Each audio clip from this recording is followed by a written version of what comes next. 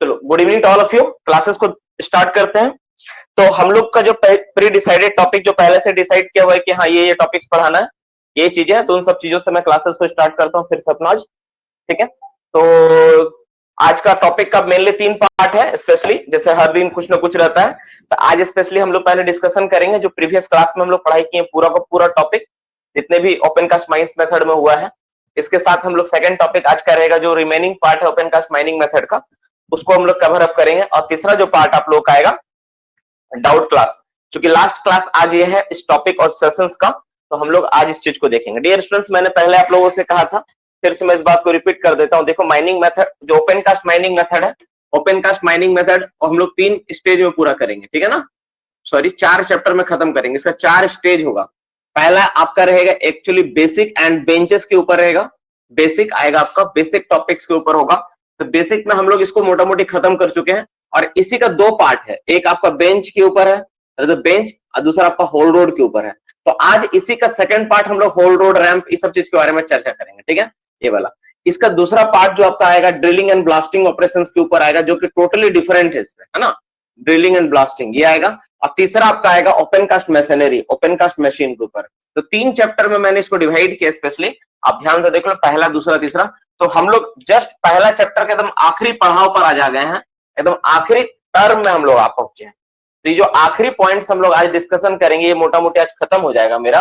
तो बेसिक और पूरा का पूरा जो माइनिंग ओपन कास्ट मेथड वाला है चीज, वो खत्म हो जाएगा। इसके बाद ड्रिलिंग एंड ब्लास्टिंग और ओपन कास्ट मशीन पढ़ाएंगे, तो पूरा का पूरा पार्ट खत्म। ओके, तो now we are going to start our discussions. तो हम लोग अपना सारा चीज को देख लेते हैं। डियर स्टूडेंट, चलो हम लोग बात करते हैं। जो मिनरल सरफेस के नजदीक मिलता है, ठीक है, उस जोन को क्या बोलते हैं? मिनरल जो सरफेस के नजदीक मिलता है उसे क्या कहते हैं? रिकॉर्डिंग ऑन हो गया, डोंट वरी। मिनरल जो सरफेस के नजदीक मिलता है उसको क्या कहते हैं? Very good. उसको हम लोग क्या बोलते हैं? आउटक्रॉप बोलते हैं। क्या बोलते हैं हम लोग? उसको आउटक्रॉप बोलते हैं। जो पहला कट, पहला ड्राइवेज जो चलाई जाता है ओपन कास्ट करने के लिए, उसको क्या कहते हैं? पहला जो ड्राइवेज चलाया तो उसको हम लोग क्या बोलते हैं?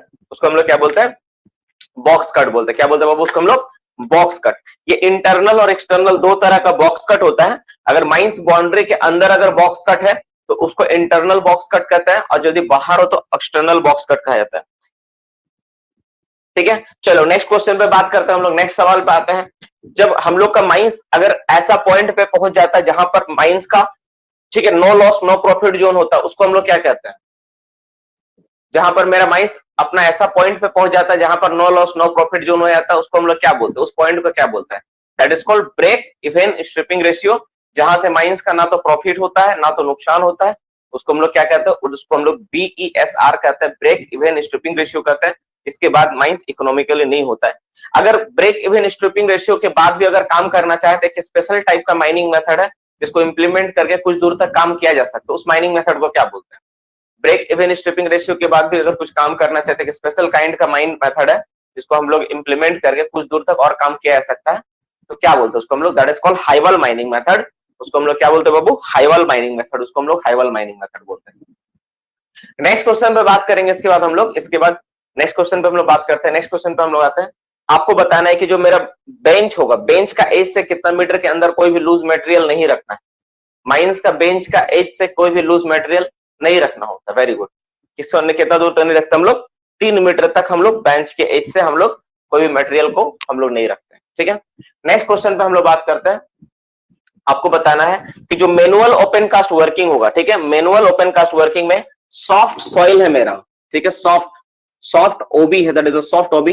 मैक्सिमम बेंच हाइट कितना होगा? Manual open cast working soft OB है, मैक्सिमम बेंच हाइट कितना होगा? दैट इज कितना होगा वो? 1.5 मीटर। मैक्सिमम कितना हो जाएगा? 1.5 मीटर। इससे ज्यादा हम लोग नहीं रख सकते। Very good. कितना हो जाएगा मैक्सिमम हाइट? 1.5 मीटर होगा। नेक्स्ट क्वेश्चन इसी पे बात करते हैं। इसका चौड़ाई कितना होगा? इसका चौड़ाई कितना होगा? इसका चौड़ाई कितना होगा? इसी बेंच का चौड़ाई कितना होगा? 3 मीटर लिखने वाला अपने आप को सुधार लो। इसका चौड़ाई जो होगा इस बेंच का हाइट से कम नहीं होना चाहिए। इसका चौड़ाई इसके बेंच से हाइट से कम नहीं होता है। सेम इसी बेंच का डियर स्टूडेंट्स आपको बताना है, जो यही बेंच होगा, इस बेंच का जो स्लोप एंगल होगा, स्लोप एंगल कितना डिग्री होगा? स्लोप एंगल कितना डिग्री होगा? Very good. स्लोप एंगल कितना डिग्री होगा? 45 डिग्री का स्लोप एंगल होगा। Very good. कितना डिग्री होगा? स्लोप एंगल 45 डिग्री होगा, ठीक है। जो मेरा बेंच का जो सबसे बॉटम मोस्ट पॉइंट होता है, मैं डायग्राम बना देता हूं। ये मान लो एक मेरा बेंच है, इसका जो सबसे ये पॉइंट है, इस पॉइंट को हम लोग क्या बोलते हैं? एक बेंच में ये जो मैंने पॉइंट दिया है, इस पॉइंट का नाम है ए पॉइंट इक्वल टू क्या? ए पॉइंट को हम लोग क्या बोलते हैं? That is toe of the bench. क्या बोलते हैं हम लोग? Toe of the bench. Very good. B point को क्या बोलेंगे? या मान लो बी पॉइंट है, बी पॉइंट का क्या बोलेंगे? बाबू देखो, मैं टाइम उतना ही दूंगा ना जितना आप टाइप करके भेज पाओगे, ठीक है ना? इससे ज्यादा समय मैं नहीं दे सकता, क्योंकि एग्जाम में आप प्रिपरेशन कर रहे हो ना, यहाँ पर मैं आप लोगों को, ठीक है, यहाँ पर आप एग्जाम्स की तैयारी कर रहे हो, तो यहाँ पे याद रखना बाबू, स्पीड बहुत ज्यादा होता है, ठीक है? एग्जाम्स के प्रिपरेशन के लिए आप किसी को देख के आंसर सोचो कर दूंगा तो पॉसिबल नहीं है, आपको याद करके देना पड़ेगा। इसको क्या बोलते हैं? क्रस्ट बोलते हैं। क्या बोलते हैं? क्रस्ट। अब dear students, top most crest से बॉटम मोस्ट टो को मिलाने वाली लाइन को क्या बोलते हैं?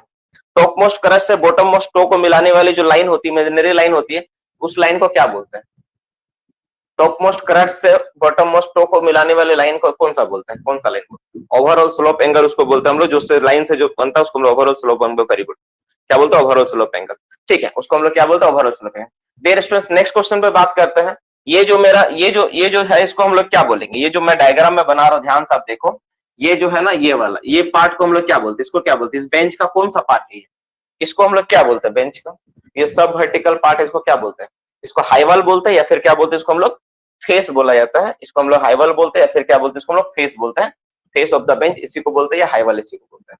नेक्स्ट क्वेश्चन पे बात करते हैं डियर स्टूडेंट्स। नेक्स्ट क्वेश्चन में बात करते हैं स्लोप, बेंच का स्लोप एंगल और ओवरऑल स्लोप एंगल में मान किसका अधिक होता है? बेंच का स्लोप एंगल और ओवरऑल स्लोप एंगल दोनों में से मान किसका ज्यादा होगा? बेंच का स्लोप एंगल और ओवरऑल स्लोप एंगल में मान किसका ज्यादा होता है? किसका मान ज्यादा होगा? देखो, मैं बार बार समझाया हूं, इस चीज को गलत करोगे तो मैं नहीं सिखा पाऊंगा।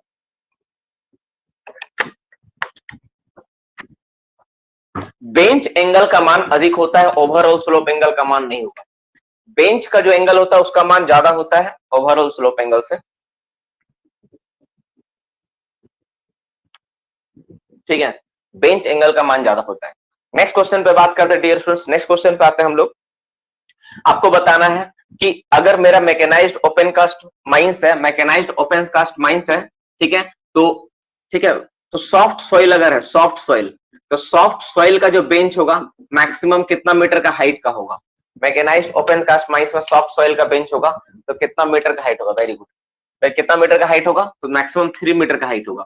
अगर इसका हाइट 3 मीटर है तो इसी बेंच का चौड़ाई, ठीक है, कम से कम कितना रखना होगा? अगर इसका हाइट 3 मीटर है तो इसी बेंच का चौड़ाई कम से कम कितना रखना होगा? 9 मीटर रखना होगा, कम से कम 9 मीटर रखेंगे। डियर स्टूडेंट, इसी का तीसरा पार्ट, इसी बेंच का जो स्लोप एंगल होगा, स्लोप एंगल कितना डिग्री होगा? इसी बेंच का स्लोप एंगल होगा, स्लोप एंगल कितना डिग्री होगा? Very good. कितना डिग्री होगा? That is decided by the scientific study. We conduct the scientific study, और साइंटिफिक स्टडी में जो डेटा प्राप्त होगा उसी बेसिस पे हम लोग डिसाइड करेंगे कि उस बेंच का स्लोप एंगल कितना रखना है, ठीक है? वेरी गुड, बहुत अच्छा जवाब दे रहे हो तुम लोग। नेक्स्ट क्वेश्चन पे बात करते हैं डियर स्टूडेंट, जो स्पॉइल बैंक मेरा हो, अच्छा एक क्वेश्चन छूट रहा है, आप बताओ, हार्ड एंड कॉम्पैक्ट ग्राउंड है, मैनुअल ओपन कास्ट वर्किंग या प्रोस्पेक्टिंग हम लोग कर रहे हैं मिनरल का, तो बेंच का हाइट कितना होगा? बेंच का हाइट कितना होगा? मिनरल प्रोस्पेक्टिंग के लिए कर रहे हैं, हार्ड एंड कॉम्पैक्ट ग्राउंड है, तो कितना रख सकते हैं? Manual open cast working, very good, कितना होगा? 6 metre. Next question, in situ pillar measurement के लिए जो पिलर हम लोग छोड़ते हैं, इन सिटू पिलर जो छोड़ा जाता है डेप्थ मेजरमेंट के लिए, उसका maximum height, very good, 2.5 metre. बहुत अच्छा, बहुत अच्छा, ठीक है, 2.5 मीटर, ठीक है। अगर इसका हाइट 1.25 मीटर या उससे ज्यादा हो जाता है तो इसका बेस डाया कितना होगा? अगर इसका हाइट 1.25 से ज्यादा हो जाता है तो इसका बेस डाया कितना होगा? वेरी गुड, कितना होगा बेस डाया? 1.5 मीटर होगा, ठीक है। कितना होगा base dia? 1.5 metre. Dear students, अब आपको बताना है, अगर टेम्पररी कोई बेंच बनाते हैं तो उसका फैक्टर ऑफ सेफ्टी कितना रखना होगा? अगर कोई टेम्पररी हम लोग बेंच बना रहे हैं तो उसका फैक्टर ऑफ सेफ्टी कितना रखता है? टेम्पररी बेंच का फैक्टर ऑफ सेफ्टी कितना रखा जाता है? वेरी गुड, कितना रखा जाता है? तो 1.3 हम लोग रखते हैं टेम्पररी बेंच का फैक्टर ऑफ सेफ्टी। कितना रखते हैं हम लोग? 1.3 रखा जाता है, 3 रखते हैं।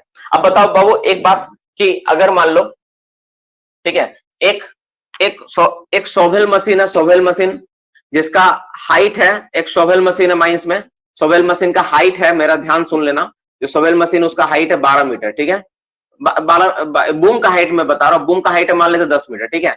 और एक मेरा, ठीक है, एक मेरा डंपर है, डंपर का जो कैनोपी का जो हाइट है वो हाइट है मेरा 12 मीटर। कितना मीटर? 12 मीटर। अब बताओ तो मैकेनाइज्ड ओपन कास्ट माइंस में बेंच का हाइट कितना होगा? ठीक है, सोवेल मशीन का बूम हाइट है 10 मीटर और डंपर का जो कैनोपी का हाइट होता है ना वो है कितना, वो है 12 मीटर। तो आपका बताना मैकेनाइज्ड ओपन कास्ट माइंस में, ठीक है, हार्ड एंड कॉम्पैक्ट ग्राउंड का जो हाइट होगा कितना मीटर होगा, 12 मीटर होगा ना 10 मीटर होगा, जल्दी से रिप्लाई देके बताओ, 12 मीटर होगा या 10 मीटर होगा। ठीक है, डंपर का ध्यान दे दो 12 मीटर है और सोवेल का हाइट कितना 10 मीटर है, तो कौन सा टिक मारेंगे आप, एग्जामिनेशन में ऐसा सवाल आया था क्या मारेगा, किसको टिक मारोगे तुम लोग। देखो बाबू अगर कोई भी बच्चा दिमाग लगा के एकदम 12 मीटर मारा है ना, तो हर वो बच्चा ध्यान से सुन ले, इसका आंसर गलत है, क्योंकि डियर स्टूडेंट्स वहां पे डिगिंग और एक्सकेवेटिंग हाइट बोला है, डंपर का कोई डिगिंग और एक्सकेवेटिंग हाइट नहीं होता है, सोवेल मशीन का डिगिंग और एक्सकेवेटिंग हाइट होता है। डिगिंग हाइट मतलब जहां से हम लोग कोड़ सकते हैं, इससे हम लोग क्या कर सकते हैं, मिनरल को कोड़ा जा सकता है। तो डिगिंग और हाइट किसका होता है, सोवेल मशीन का हो सकता है, तो सोवेल मशीन का हम लोग कैलकुलेट करेंगे, डंपर का हाइट से कोई मतलब नहीं, डंपर का हाइट का यहाँ पर कोई वैल्यूज ही नहीं। ठीक है, तो इस क्वेश्चन में आप लोग जो बनाए कुछ बच्चों का हो सकता है गलत हो गया हो, इसको प्लीज सुधार लेना अपना। ठीक है, चलो नेक्स्ट क्वेश्चन पे बात करते हैं हम लोग, नेक्स्ट क्वेश्चन में बात करते हैं, चलो नेक्स्ट क्वेश्चन पे बात करते हैं। नेक्स्ट क्वेश्चन पे जवाब दो, जो हम लोग का स्पॉइल बैंक होता है, स्पॉइल बैंक, स्पॉइल बैंक का अगर एक ही बेंच हो तो मैक्सिमम हाइट कितना रहेगा, स्पॉइल बैंक का मैक्सिमम हाइट कितना रहेगा, स्पॉइल बैंक अगर एक ही बेंच हो तो मैक्सिमम हाइट कितना रहेगा, स्पॉइल बैंक में अगर एक बेंच हो तो मैक्सिमम हाइट कितना रहेगा, वेरी गुड, कितना रहेगा 30 मीटर मैक्सिमम हाइट रहेगा, कितना रहेगा वो 30 मीटर तक मैक्सिमम हाइट रखें। नेक्स्ट क्वेश्चन पे हम लोग बात करते हैं, नेक्स्ट क्वेश्चन पे बात करते हैं हम लोग, जो हम लोगों का स्पॉइल बैंक होता है, स्पॉइल बैंक को जो हम रखते हैं हम लोग, तो उसका जो स्लोपिंग एंगल होगा, स्लोप का जो एंगल होगा स्पॉइल बैंक का, वो कितना डिग्री से अधिक नहीं हो सकता है, स्लोप एंगल कितना डिग्री से अधिक नहीं होगा, वेरी गुड, कितना डिग्री से अधिक नहीं होगा, 37.5 डिग्री से अधिक नहीं होगा, चाहे कोई भी कंडीशन हो जाए किसी तरह। ठीक है, अगर उसका स्पॉइल बैंक का जो ओवरऑल स्लोप एंगल निकालते हैं, ठीक है, ओवरऑल स्लोप एंगल, ठीक है, जिसका हाइट मान लेते हैं मेरा है 80 मीटर है, कितना मीटर, 80 मीटर, तो horizontal distance that is vertical distance, तो हॉरिजॉन्टल डिस्टेंस इस केस में कितना हो जाएगा, इस केस में कितना हो जाएगा, ठीक है, ये 1 होता है तो ये कितना होता है, ये होता है 1.5 होता है, ये अगर 80 है तो कितना होगा, कितना हो जाएगा ये, वेरी गुड, इसको 1.5 से गुना कर दें कितना होगा 120 मीटर, अगर उल्टा दिया रहे तो कर लेना, इसमें 1.5 से भागा दे देना, आ जाएगा आपका आंसर। ठीक है, 120 मीटर होगा, कितना होगा 120 मीटर होगा। इसका जो टो होगा बाबू, टो से, ठीक है, कोई रेलवे रोडवे का डिस्टेंस कितना मीटर के अंदर नहीं रखना है, इसका टो से रेलवे रोडवे का डिस्टेंस कितना मीटर तक नहीं रखना है, वेरी गुड, कितना मीटर हो जाएगा 100 मीटर तक हम लोग रेलवे रोडवे कोई भी पार्ट को हम लोग नहीं रखते, इसका टो से हम लोग नहीं रखते हैं। नेक्स्ट क्वेश्चन पे इसी चीज से रिलेटेड बात पूछ लेते हैं, आपका स्पॉइल बैंक से रिलेटेड, जहां पे स्पॉइल बैंक को डंप किया जाता है, डंप करने के बाद क्या करते हैं, कुछ जहां पे डंप खत्म हो गया तो उसको कुछ पार्ट को ऊपर उठा के रखते हैं, कितना मीटर तक मिनिमम ऊपर उठा के रखना होता है, ठीक है, वेरी गुड, कितना मीटर उठाते हैं, 2 मीटर कम से कम ऊपर उठा के रख देते हैं ताकि कोई उधर तरह से फॉल ना हो जाए, वेरी गुड। नेक्स्ट क्वेश्चन में बात करते हैं, स्पॉइल बैंक का बेंच के ऊपर अगर डंपर चल रही है तो उसका स्पीड कितना होगा, स्पॉइल बैंक के ऊपर अगर कोई डंपर चल रहा है तो उसका स्पीड कितना होगा, उसका स्पीड कितना होगा, 15 किलोमीटर पर आवर के स्पीड से चलता है, 15 किलोमीटर पर आवर के स्पीड से वो चलता है, उसमें उससे कम स्पीड उसका नहीं रहेगा, 15 किलोमीटर पर आवर उसका स्पीड रहेगा, इससे ज्यादा नहीं रहेगा, माफ करना, इससे ज्यादा नहीं रहेगा, 15 kilometre per our maximum speed रहेगा। नेक्स्ट क्वेश्चन पे बात करते हैं स्टूडेंट्स, इसी चीज से रिलेटेड, अगर बेंच टेलीस्कोपिक अरेंजमेंट करके रखना है तो एक साथ मैक्सिमम केटो बेंच को रखा जाएगा, बेंच को अगर टेलीस्कोपिक अरेंजमेंट करके रखना है स्पॉइल बैंक बेंच को, तो उसको एक साथ कितना सारा रखेंगे, मैक्सिमम 3 बेंच को हम लोग रखेंगे, 3 से ज्यादा हम लोग बेंचेस को नहीं रख सकते, 3 से ज्यादा बेंच को नहीं रखा जाएगा। नेक्स्ट क्वेश्चन पे बात करते हैं, नेक्स्ट क्वेश्चन पे बात कर लेते हैं हम लोग, नेक्स्ट क्वेश्चन पे आ जाते हैं, आपको बताना डियर स्टूडेंट्स, अगर बेंच के साइड में एक खास तरह का अरेंजमेंट बनाया जाता है ताकि मशीन वगैरह बेंच से नीचे ना गिर जाए, उस अरेंजमेंट को क्या कहते हैं,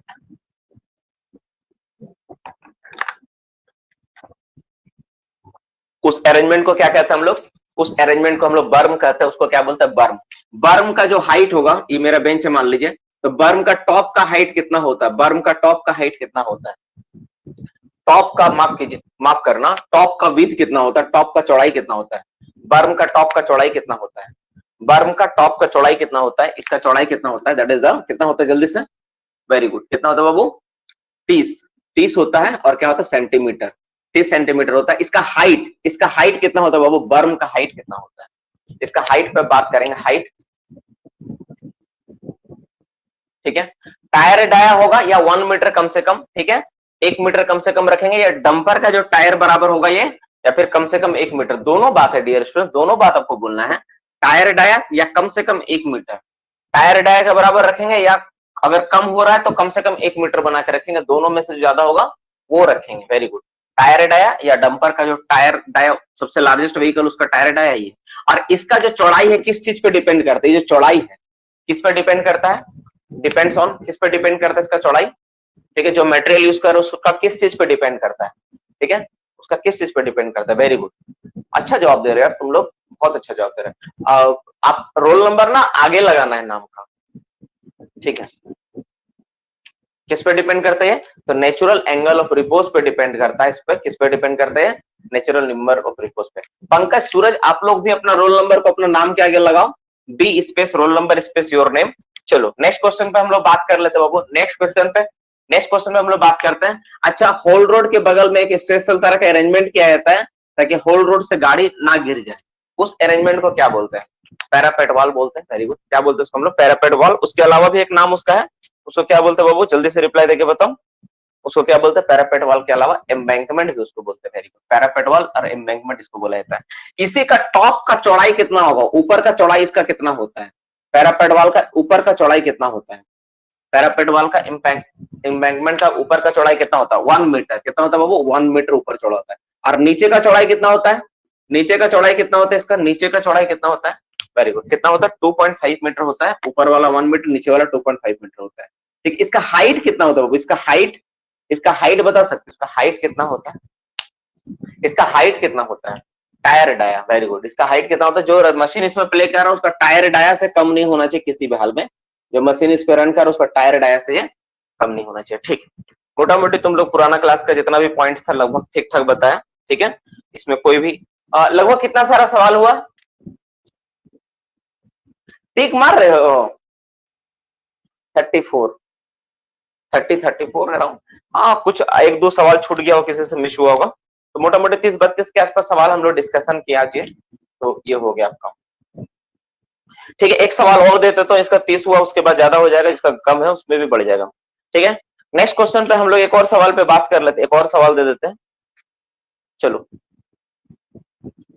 और क्या सवाल दें,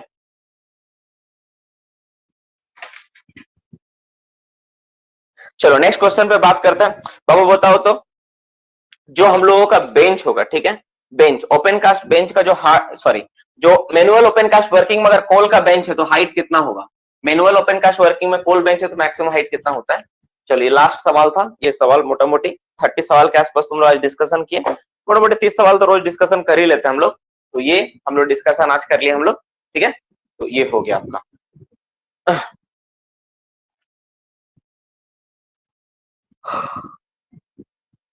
अब हम लोग अपना आज का टॉपिक और सेशंस को आगे बढ़ाएंगे, मोटा मोटी जो टॉपिक का पार्ट है उसको हम लोग कवर करेंगे, तो हम लोग का जो माइनिंग मेथड का जो बेसिक सारी चीजें थी खत्म हो जाएगी, फिर ड्रिलिंग ब्लास्टिंग और बाकी चीजें बचे उसको हम लोग कर लेंगे।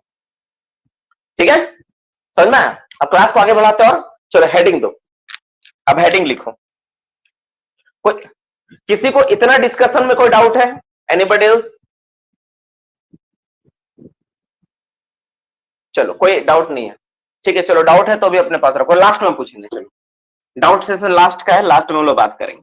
ठीक है डियर स्टूडेंट्स, हम लोग अपना टॉपिक को स्टार्ट करते हैं। ठीक है, तो अभी हम लोग क्या पढ़ेंगे, अभी हम लोग क्या क्या जाने अब देख लेते हैं। देखो, तो हम लोग ओपन कास्ट वर्किंग जब स्टार्ट किए, तो ओपन कास्ट जब माइनिंग मेथड स्टार्ट किए थे, तो आपको ध्यान होगा, सब चीज अच्छा से समझ में आया होगा कि हम लोग क्या स्टार्ट किया, हम लोग कैसे पढ़ना स्टार्टिंग किया। तो हम लोग देखे क्या, हम लोग समझे, अरे यार क्या कैमरा सेट नहीं हो रहा, रुको रुको 1 मिनट, इसको थोड़ा सा ऊपर करना होगा। हाँ ठीक है, देखो वो जब हम लोग ओपन कास्ट वर्किंग स्टार्ट किया ना, तो हम लोग एक करके सब चीज के बारे में जाने कि ओपन कास्ट वर्किंग क्या होता है, वर्किंग कैसे स्टार्ट करते हैं, ब्रेक इवन स्ट्रिपिंग रेशियो क्या होता है, स्ट्रिपिंग रेशियो कैसे निकालते हैं हम लोग, ये सारा का सारा पार्ट को हम लोग एक करके देख लिए थे, सारा का सारा। ठीक है, सारा का सारा पार्ट हम लोग देख लिए थे, सारा का सारा चीज को, डाउट अपने पास रखो। अच्छा, तो सारा का सारा पार्ट को हम लोग देख लिए थे, सारा का सारा चीज को हम लोग देख लिए थे, और हम लोग सब कुछ पढ़ते हुए हम लोग आगे बढ़े है ना, सारा का सारा चैप्टर्स में बताया गया है। प्रीवियस 2 लेक्चर हुआ है, 2-3 क्लास जो हुआ ओपन कास्ट के ऊपर, उसमें आप देखोगे तो समझ में आ जाएगा। आज ये सेशंस का सबसे आखिरी क्लास है, इसके बाद हम लोग नेक्स्ट सेशन जब भी स्टार्ट करेंगे तो नया चैप्टर के साथ स्टार्ट करेंगे। सो नेक्स्ट सेशंस का वेट करो तुम नया चैप्टर के लिए, फ्रेश चैप्टर के लिए। ठीक है, तो हम लोग क्या करते हैं बाबू, हम लोग सबसे पहले इस आज का टॉपिक में हम लोग क्या करेंगे, अब 2 पॉइंट्स पे पढ़ना है। एक है आपका ट्रांसपोर्टेशन, तो कोल ट्रांसपोर्टेशन कैसा होता है, तो मोटा मोटी आप समझ लो जैसे मान लो ये मेरा, मैं एक छोटा सा डायग्राम स्केच करके आपको समझाता हूँ, तो आपको समझ में आ जाएगा। देखो जैसे मान लो ये मेरा ओपन कास्ट का बेंचेस है, ठीक है, ये बेंच आप दिख रहा होगा, है ना, वो ये क्या आपका बेंच, ओपन कास्ट का बेंच है ना, ये क्या आपका ओपन कास्ट का बेंच है। तो जब आप ओपन कास्ट का बेंच को ऐसा आप देख रहे हो, तो ये जो बेंच आपको दिख रहा है ना डियर स्टूडेंट्स, तो इस बेंच में आपको स्पेशली क्या दिक्कत, यहाँ पे जब आप काम करोगे तो आपको क्या फेस करना पड़ेगा, यहाँ पर आपको फेस करना पड़ेगा कि इस बेंच से इस बेंच तक आपको सामान को, मटेरियल को, गाड़ी को लेकर आना है, ठीक है। ये जो आप बेंच देख रहे हो ना, आपको इस बेंच से इस बेंच में लेकर आना, तो कैसे लेकर आओगे, क्या तरीका हो सकता है लाने के लिए, तो मेनली इसी को हम लोग बोलते हैं, यही वाला पार्ट हम लोग आज करने वाले हैं। तो ओपन कास्ट में जो मटेरियल वगैरह लाने के लिए ना दो तरह का रास्ता होता है। एक रास्ता ऐसा होता है जो अप टू सरफेस से लेके, this is your surface, surface से लेके through out your bottom face, जो सबसे नीचे वाला जो फेस चल रहा है, जो सबसे नीचे वाला जहां पर बेंच है, बॉटम बेंच में, ठीक है, नीचे वाला बेंच तक जुड़ा हुआ रहता है, ठीक है, उसी को हम लोग बोलते हैं होल रोड। मतलब ऐसा कोई रास्ता जो ऊपर से लेके एकदम नीचे तक जुड़ा रहता है ना, और माइंस बाउंड्री के अंदर होता है ना, उसको हम लोग क्या कहते हैं, उसको हम लोग होल रोड कहते हैं, उसको हम लोग क्या कहते हैं, उसको होल रोड कहते हैं। और अगर ऐसा कोई रास्ता, अब जैसे मान लो तुमको ऊपर से नीचे आना, तो ये रास्ता ठीक है, लेकिन मान लो तुमको ऐसा भी तो होगा कि सर एक बेंच से हमको दूसरा बेंच जाना, ऐसा भी तो हो सकता है ना। तो अगर कोई रास्ता जो एक बेंच से दूसरा बेंच को कनेक्ट करता है, जो जोड़ता है, उस रास्ते को हम लोग बोलते हैं रैम्प। क्या बोलते हैं उसको हम लोग, रैम्प, RAMP, रैम्प, उसको हम लोग क्या बोलते हैं, रैम्प। रैम्प का मतलब ऐसा रास्ता जो दो बेंच को आपस में जोड़ती है, और होल रोड का मतलब ऐसा रास्ता जो ओपन कास्ट का एकदम ऊपर से लेकर नीचे तक होता है। दोनों में सबसे बड़ा अंतर ये होता है डियर स्टूडेंट्स की जो होल रोड होता है ना, this is the permanent structure, इसको permanent in designing and planning करके बनाया जाता है। इसको ऐसा नहीं कि हम कुछ भी लाके डाल दिए बना दिए, ऐसा नहीं होता है। और ये जो रैंप होता है ना, इसको हम लोग उसी तरह बनाते जो मटेरियल मेरा मिला उसी को छाट के ड्रिलिंग ब्लास्टिंग करके डंप करके हम लोग बनाए।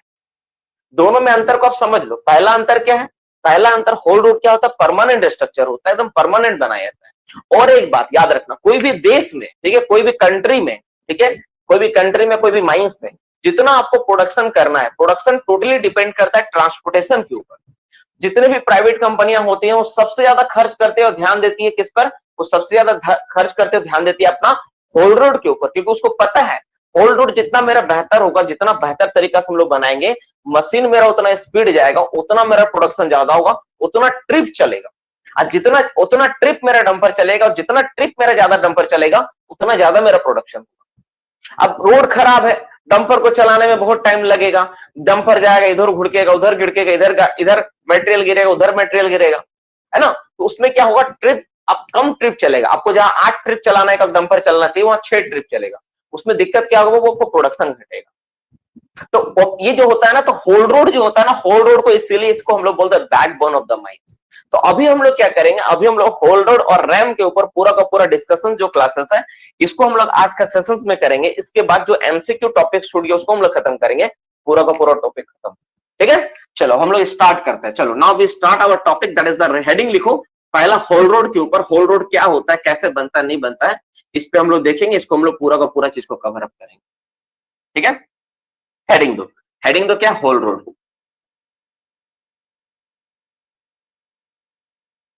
हेडिंग दे दिया होल रोड के ऊपर। चलो लिखने स्टार्टिंग करते हैं।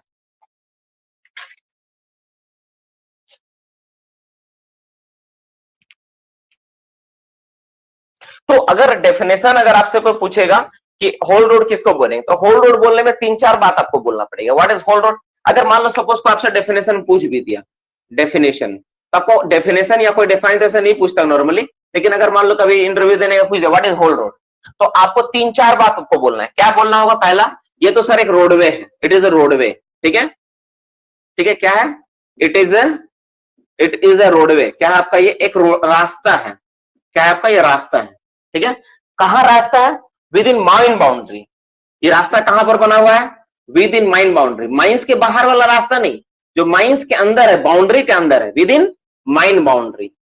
माइन बाउंड्री, माइंस बाउंड्री के अंदर बना गया, ठीक है, बनाया गया रास्ता है। और इसका यूज क्या होता है, यूज फॉर, ठीक है, यूज फॉर, ठीक है, यूज फॉर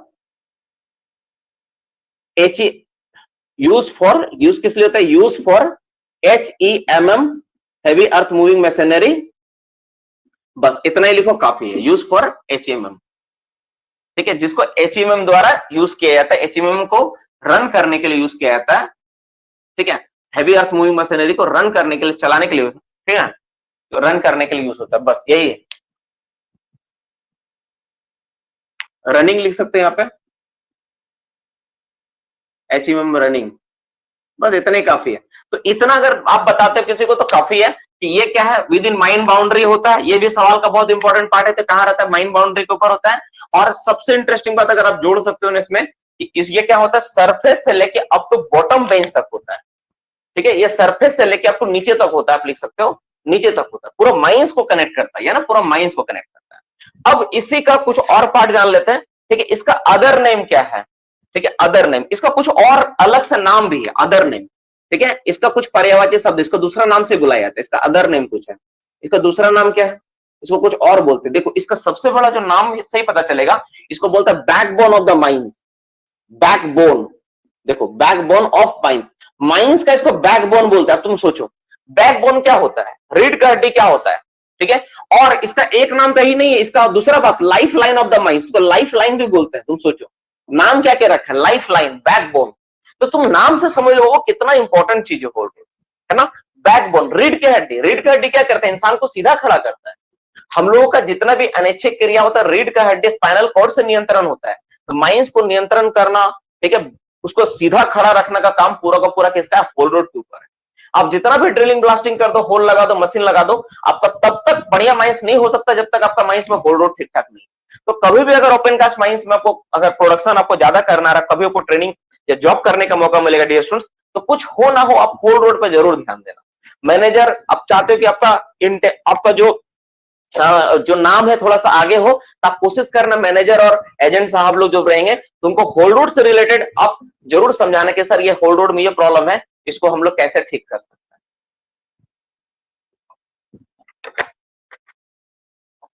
तो 2 सवाल हो गया आपका, 2 सवाल मोटा मोटी हम लोग लिख लिए, ठीक है। थोड़ा सा साफ कर देता हूं यार, क्लियर नहीं दिख रहा था हमको लगा। अब देखो ठीक ठाक दिख रहा। तो 2 सवाल आपका मोटा मोटी यहाँ पे हो गया। अब हम लोग तीसरा चौथा जो बाकी सवाल है उस पर हम लोग कंसिडर करते, उस पर हम लोग डिस्कशन करते। तो लाइट को बढ़ा देता हूँ, कैमरा का लाइट थोड़ा कम लग रहा, ठीक है। अब बाकी सवालों पे हम लोग डिस्कशन करते हैं और बाकी चीज को क्लियर करते हैं। तो मोटा मोटी होल रोड के बारे में 2 बातें समझ में आ गई, ठीक है। अब सबसे इंपॉर्टेंट बात है कि होल रोड जो होता है ना, इसका चौड़ाई कितना होता है, इसका चौड़ाई, ठीक है, width of the haul road, ठीक है। हम लोग एक टॉपिक करके बात करेंगे और जानेंगे, और इसको अच्छा से करना बाबू, क्योंकि आप जो भी एग्जाम देने जाओगे ना, 2 सवाल होल रोड से या फिर बेंच से सवाल कॉमन एग्जाम में मिलेगा ही मिलेगा, ठीक है। तो आपका होल रोड का विड्थ ऑफ होल रोड पे चर्चा करेंगे, ठीक है। WIDTH बहुत इंटरेस्टिंग है, विड्थ ऑफ होल रोड। एकदम ध्यान से देख लेना, बड़ा कंफ्यूजिंग होता है, ठीक है। विड्थ ऑफ होल रोड देखो, तो होल रोड का चौड़ाई है ना, डिपेंड करता है कि आप माइंस में जो होल रोड बनाए हो वो किस तरह का होल रोड, 1 वे है, 2 वे है, ठीक है, या कुछ और है, किस तरह का रोडवे है, तो उस पर डिपेंड करता है। अब पहले हम लोग जानते हैं कि 1 वे का मतलब क्या होता है, ठीक है। हम लोग जानते हैं A नंबर और B नंबर, 1 वे और 2 वे। पहला होता है 1 वे टाइप का रोड, 1 वे, ठीक है, 1 वे। और एक होता है आपका 2 वे, क्या होता है, 2 वे। तो 1 वे और 2 वे में क्या अंतर है, पहले इसको समझ ले। देखो 1 वे का मतलब हो गया डियर स्टूडेंट्स कि एक ही रास्ता से, ठीक है, सॉरी, एक ही रास्ता से एक ही गाड़ी एक ही तरफ जाएगा, एक ही रास्ता में एक ही तरफ जाने आने का रास्ता, उसको बोलते हैं 1 वे।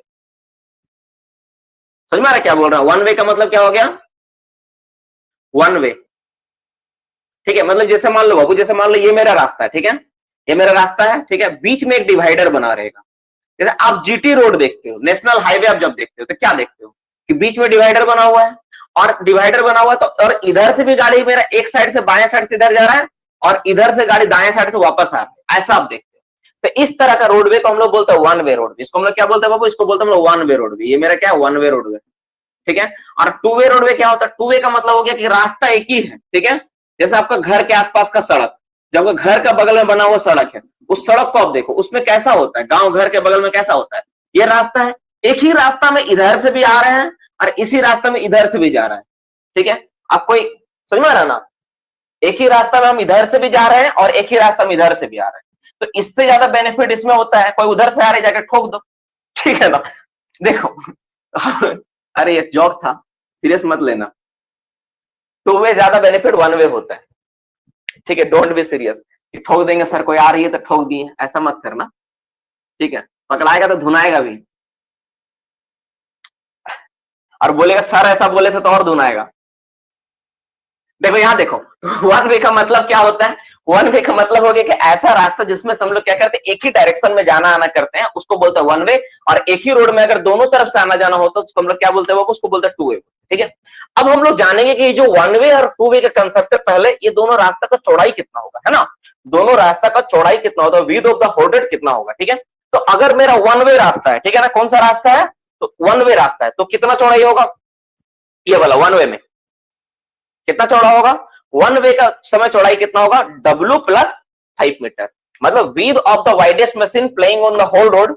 देखो यहां पे होगा, यहां पे सिंपल लिखो तुम W, देखो यहां मैं बता रहा हूं, सुनो, यहां लिखो W प्लस 5 मीटर। और W का मतलब क्या है, width of the widest machine playing on the haul road. इसको हम लोग W को डिफाइन कर देंगे बाद में, फिलहाल तुम W लिखो। और इसका अब जब टू वे का हम लोग बात करेंगे ना, तो टू वे का कितना होगा, इसका हो जाएगा 3W प्लस 5 मीटर, ठीक है। अब W का मतलब क्या है, W बराबर है विड्थ ऑफ वाइडेस्ट मशीन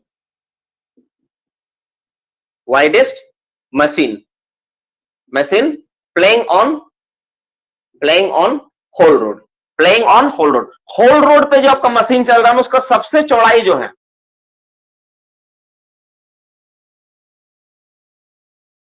जो होल रोड के ऊपर जो सबसे चौड़ा मशीन चल रहा है ना, वो जो मशीन का जो सबसे चौड़ा मशीन होगा उसका उतना प्लस 5 मीटर एक्स्ट्रा आपको देना पड़ेगा, उतना प्लस 5 मीटर एक्स्ट्रा आपको बना कर रखना पड़ेगा। किसमें, जो आप अगर सिंगल रोडवे आप बनाओगे तो वन वे वाला बनाओगे, तो और टू वे वाला बनाओगे तो उसका 3 गुना प्लस 5 मीटर, उसे 3 से गुना कर दो प्लस 5 मीटर बना दो, जो आएगा आपको उतना बनाना पड़ेगा।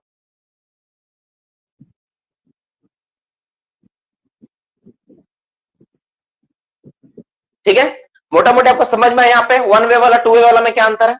इसको हम लोग अलग से भी लिखेंगे, डोंट वरी, अभी अलग से लिखेंगे, इतना अभी खत्म नहीं हो, मैं डिफाइन कर एक छोटा छोटा आपको मैं बता दिया कि W प्लस 5 और 3W प्लस 5, ठीक है। हम लोग एक एक करके इसको नीचे करके लिखेंगे बाबू, ताकि आपका जो क्लियरिटी और हो। और ये जो बीच में आप देख रहे हो इसको बोलते हैं डिवाइडर, इसका क्या बोलते हैं हम लोग, डिवाइडर, ये डिवाइडर है, ठीक है ना। और ये एक रोड है और ये एक रोड है, एक गाड़ी इधर जा रहा है, एक गाड़ी इधर आ रहा है, ठीक है। देखो समझ में आ रहा ना तुम लोग का यार, ठीक है ना। अब हम लोग बात करेंगे, अब हम लोग करके हम लोग जानेंगे सब चीज करने की, ठीक है। चलो वन वे के बारे में बात करेंगे हम लोग, वन वे क्या होता है, टू वे क्या होता है, और बाकी चीज क्या उस पर भी तुम लोग देखोगे, तुम लोग हैरत कर दोगे कि कैसे कैसे सर, मतलब कितना इंटरेस्टिंग चीज है। देखो वन वे अगर होगा तो इसमें क्या होगा, लिखो width of widest machine playing on bench, playing on whole road होगा, माफ करना, playing on whole road plus 5 metre, इतना होगा। और यही वाला अगर वन वे हो गया, अगर ये टू वे रहेगा तो कितना होगा, वन वे का तो समझ में आ गया। अगर दोनों मान लो बी नंबर टू वे है, क्या है मेरा, टू वे है, टू वे मतलब दो सेपरेट रास्ता, मतलब एक ही साथ जा रहा है ना, टू वे है, तो टू वे में कितना होगा, तो इस केस में क्या होगा, 3 टाइम्स, देखो इसमें 3 टाइम्स ऐड हो जाएगा, 3 टाइम्स विड्थ ऑफ, अच्छा से लिख के रखो बाबू, ये सब बहुत इंटरेस्टिंग है ना, ये सब बहुत इंपॉर्टेंट भी है। क्योंकि देखो आप अच्छा से याद करो, जब मैंने ड्यूटीज पढ़ाया था, duties and responsibilities of overman and sardar, उसमें आप देखो होल रोड पूरा ना दोनों का जिम्मेवारी आता है, इसलिए इसको आप अवॉइड कर ही नहीं सकते। 90% बच्चों को तो पता ही नहीं होता कि हम पढ़ क्या रहे हैं, वो पूरा का पूरा नोटिस, ये एनुअल रिटर्न, ये सब पूरा फोकस किया हुआ है, जबकि बाबू आएगा ही नहीं, ज्यादा पढ़ोगे ना गधा के जैसा एग्जाम में आएगा ही नहीं सवाल वो सारे।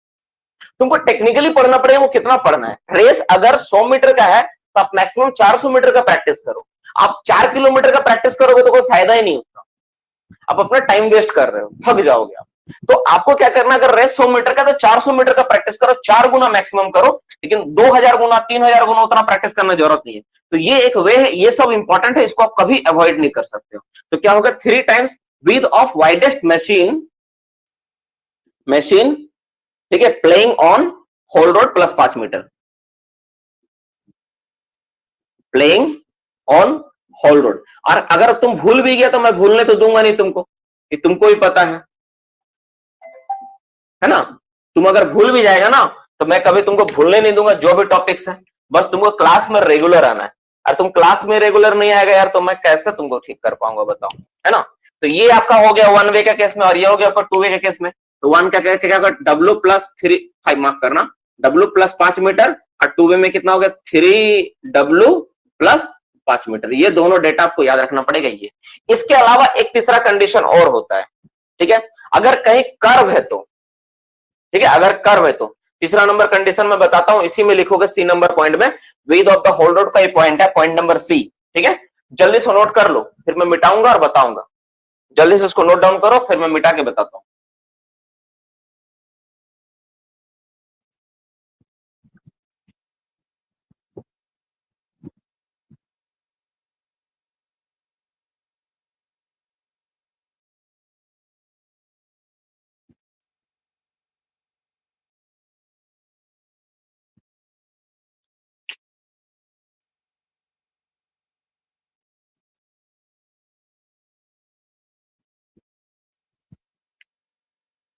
लिख दें, मिटा दें। देखो, अगर कर्वेचर कहीं पे, कहीं कर्व है, देखो होल रोड तो ऐसा नहीं होगा डियर स्टूडेंट्स, एकदम पूरा सीधा ही सीधा बनेगा। कहीं कहीं होल रोड ऐसा भी हो सकता है कि ऐसा कैसे मुड़ गया है, इसको बोलते हैं कर्व होल रोड। क्या बोलते हैं, कर्व, कर्व, कर्व। अगर कहीं पे कर्व रोडवे है, क्या है, कर्व रोडवे है, तो कर्व रोडवे केस में कहीं पर अगर होल रोड अगर मुड़ा हुआ हो, टेढ़ा हो, घूम गया हो, तो ऐसा केस में तुम लोग लिखना बाबू, ठीक है ना। क्लास सिर्फ आके कथा जैसा सुनना मत, मैं बार बार बोलता हूँ, क्लास का नोट्स का जो वैल्यू है ना, आप सोच नहीं सकते। यहाँ पे जैसे आप क्लास में मेरे साथ जुड़े हो ना, इसका बेनिफिट पता है क्या है, इसका सबसे बड़ा बेनिफिट है कि आपका ब्रेन प्रेजेंस है, इसीलिए इसको नोट डाउन करना। और इसका बेनिफिट आपको इतना मिलेगा ना, आप कोई भी एग्जामिनेशन में आप देख लेना, आपका एफिशिएंसी ना 20% बढ़ जाएगा। इवन आप जो अपने फ्रेंड सर्कल में ना 2-4 दोस्त से फोन में करके बात कर लेना, जो कुछ भी मैं पढ़ाया हूं उससे रिलेटेड, उसको बोलना 2-4 सवाल पूछ, और 2-4 सवाल तुम भी पूछना। वो लड़का तुमको पक्का बोलेगा ना तुम पढ़ने लगा, वो डर जाएगा तुमसे। क्लास के टॉपर्स तक डर जाएंगे तुमसे, तुम यकीन नहीं करोगे तो तुम चेक कर लेना। अब 1 महीना तुम लोग मोटा मोटी पढ़ चुका है माइनिंग मेथड के बारे में, तो तुम पढ़ लेना, वो लड़का डर जाएगा। मैं लिख के देता हूँ, तुम कर लेना किसी के साथ ट्रायल ऐसा, ठीक है ना। डर नहीं गया था वो, फिर बोलना, और तुमसे साफ साफ बोलेगा भाई तू कैसे कर रहा है ऐसा, तुम्हारा कैसे होगा इतना अच्छा, ठीक है। अब कर्व रोडवे होगा तो, इसलिए जैसा मैं समझा रहा हूं ना, एक बार ना मेरा बात ध्यान से तुम सुन के मेरा बात मानो सारा। कर्व रोडवे मैं बहुत रिसर्च करके, पढ़ के, स्टडी करके ना सारा चीज को मैं बोलता हूँ। हवा हवाई बात हम नहीं करते, एकदम नहीं करते, मेरा आदत ही नहीं। एकदम पूरा स्टडी करने के बाद बोलते हैं कि हाँ ये चीज है, इंप्लीमेंट करवाए हैं, कहीं हुआ है, उसके बाद मैं आप लोगों को सजेशन देता हूँ।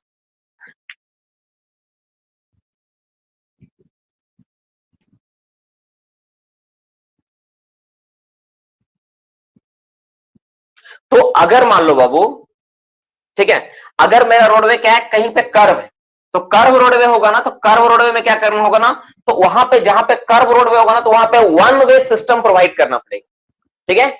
इन कर्व रोडवे, ठीक है, ठीक है, one way transportation system shall be provided. इसमें पहला पॉइंट तो ही आपका हो जाएगा, 1 नंबर इसमें लिखो, क्या हो जाएगा, ठीक है। इन कर्व कर्व रोडवे, रोडवे आपको कैसे देना पड़ेगा, वन वे, वन वे, ठीक है, one way transportation system shall be provided. Transportation system shall be provided.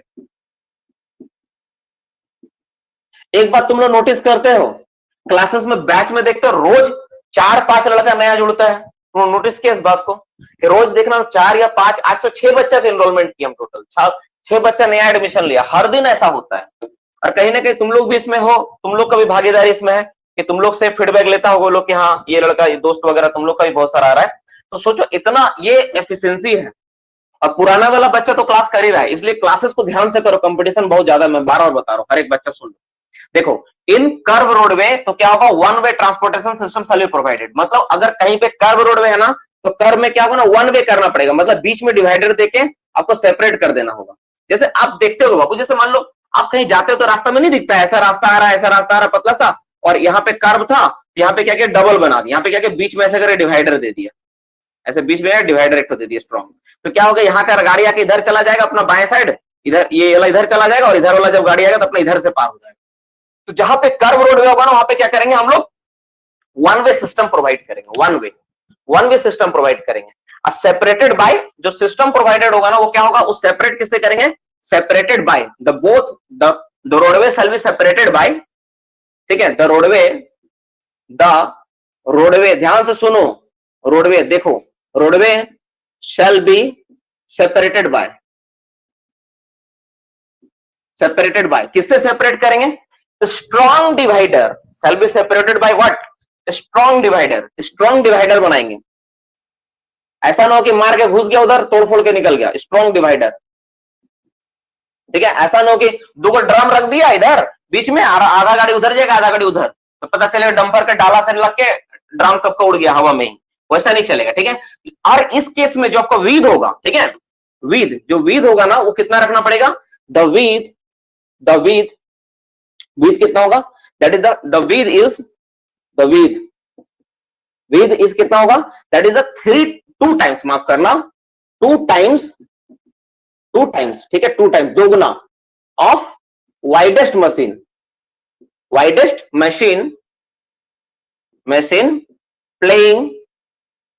Playing on whole road, ठीक है, होल रोड प्लस 3 मीटर।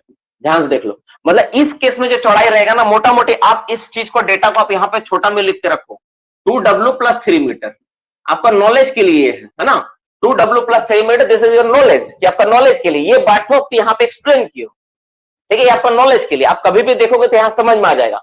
1 वे के केस में W प्लस 5 मीटर लिखवा दिया, ठीक है, 2 वे के केस में 3W प्लस 5 मीटर लिखवा दिया, और जहां पे कर्व रोडवे है वहां पर भी 1 वे ही होगा, लेकिन वो कितना होगा? 2W प्लस 3 मीटर होगा। वहां पर भी 1 वे बनाएंगे, लेकिन 2W प्लस 3 मीटर करके बना देंगे, तो दोनों गाड़ी आसानी से पार हो जाएगा, आना जाना करेगा, उससे कोई दिक्कत नहीं होगा। और एक बात और रखना, स्ट्रॉन्ग डिवाइडर, ठीक है, और यहां पे ना रिफ्लेक्टर का इस्तेमाल होता है। रिफ्लेक्टर मतलब को पता होना चाहिए स्टूडेंट्स कि जब आप सड़क पे चलते हो तो तुम लोग क्या देखते हो कि कुछ चमकता हुआ, कुछ लाइट जैसा चीज दिखता होगा। सड़क पे आप गाड़ी चलाते हो रात में, दिन में तो नहीं दिखता है, रात में आप जब गाड़ी चलाते हो कुछ चमकता हुआ चीज दिखता होगा, है ना, उसको हम लोग बोलते हैं रिफ्लेक्टर। यहाँ पर रिफ्लेक्टर का भी यूज होगा, ताकि आदमी को रात के समय उसको पता चले कि हाँ कि ये हो जाए। ठीक है, कौन मैसेज कर रहा? मम्मी का तबीयत खराब है सर, क्लास नहीं कर पा रहे। चलो, ये मोटा मोटी हो गया होल रोड का कर्व के बारे में, विद के बारे में। अब इस टॉपिक में अगर किसी को डाउट है तो मुझे बताए, मैं एक बार फिर से नहीं तो एक्सप्लेन करूंगा, खुद से इच्छा हो रही है। कुछ लड़का मैसेज किया, बहुत खतरनाक। रेडियम, हाँ, वो रेडियम नहीं होता, वो उसको आर्टिफिशियल रेडियम बोलते हैं। That is not radium, radium is the radio active element होता है वो।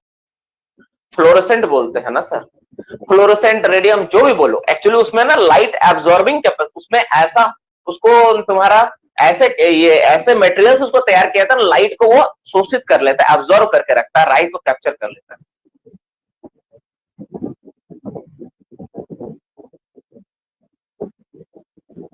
दीप लिखा है कर्व वाला गलत है सर, कर्व वाला गलत है बाबू। क्या कर्व वाला गलत हो गया इसमें?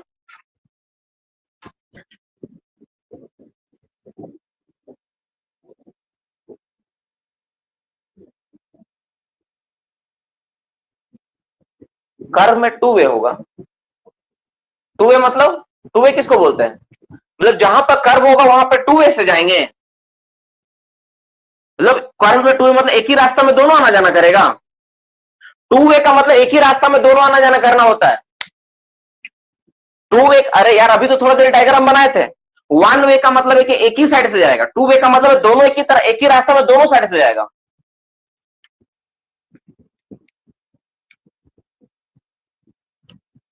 हाँ, वही तो मैं बोल रहा हूं।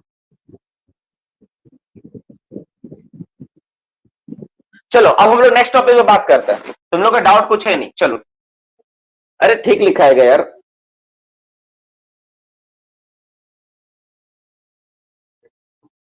काहे कंफ्यूज कर देता बच्चा लोगों को। चलो नेक्स्ट, अब हम लोग बात करेंगे, इसके बाद हम लोग बात करेंगे, इसके बाद बात करेंगे कुछ और जो जो चीजें उस पर बात करेंगे। ठीक है, अब हम लोग नेक्स्ट टॉपिक जो, अच्छा, width of the haul road शायद तीसरा या दूसरा, कितना नंबर पॉइंट था? पॉइंट नंबर क्या था, 2 या तीसरा? कितना नंबर पॉइंट था यार? सी, तीसरा नंबर पॉइंट था ना, तीसरा नंबर। तो पहला दूसरा हो गया, तीसरा नंबर पॉइंट हो गया, चौथा number point gradient of haul road, 4 number point. कुछ लिख लेते हैं, उसके बाद थोड़ा सा बड़ा एक और पॉइंट उस पर बात करेंगे। लिखो gradient of haul road, gradient,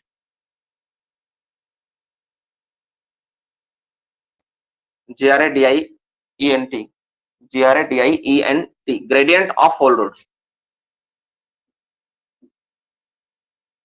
बोलता रहता हूं ना तो ब्रेन ना कभी कभी ना स्टक हो जाता है, तो बोल भी रहा हूँ, लिख भी रहा हूँ, सोच भी रहा हूँ, एक साथ इतना सारा चीज हो रहा है ना ब्रेन में, तो बहुत बार ब्रेन स्टक हो जा रहा है। तो होल रोड का ग्रेडियंट कितना, तो 1/16। इसका मतलब क्या होगा, देखो जैसे होल रोड जब हम लोग बनाएंगे ना, तो होल रोड बनाएंगे तो जैसे मान लो, देखो मैं सिंगल एक तो ऐसा ऐसा दिखाता हूं, तो ये वाला ऐसा मान लो, ये वाला अगर 1 है मेरा, ये 1 है, तो इसका दूरी कितना होगा, 16 होना चाहिए। इसको बोलते हैं 1/16। मतलब अगर वर्टिकल डिस्टेंस मेरा 1 है तो हॉरिजॉन्टल कितना होगा, 16 होना चाहिए। इसको बोलते हैं 1/16 बोलते हैं। ब्रेकिंग डिस्टेंस वाला आएंगे थोड़ा देर में, पहले देख लो यहाँ पे 3 होगा सर, हाँ ठीक है, चलो 3 नंबर पॉइंट होगा, चलो ठीक। कौन कॉल कर रहे हैं यार, 1 मिनट बाबू दे देना। हाँ रितेश, अरे हाँ तो बोल दिया, कर दिया 3 नंबर। मतलब कॉल करके बता रही है हमको 3 नंबर पॉइंट होगा, कैसे लगा, देखा तो 3 नंबर पॉइंट होगा। वो हो जाता है उसमें। लिखो तो 3 नंबर पॉइंट में ग्रेडियंट कितना, तो 1/16। देखो ग्रेडियंट को समझ लेना, यहाँ पे ग्रेडियंट को हम लोग ऐसे करके लिखते हैं 1/16। और आप सबको पता होना चाहिए ग्रेडियंट को डिग्री में बदलने के लिए 56 divided by that is gradient, अगर कर दोगे है ना तो आपको डिग्री में आ जाएगा। ग्रेडियंट करोगे ना किस में आ जाएगा, फिर डिग्री में आ जाएगा, डिग्री में।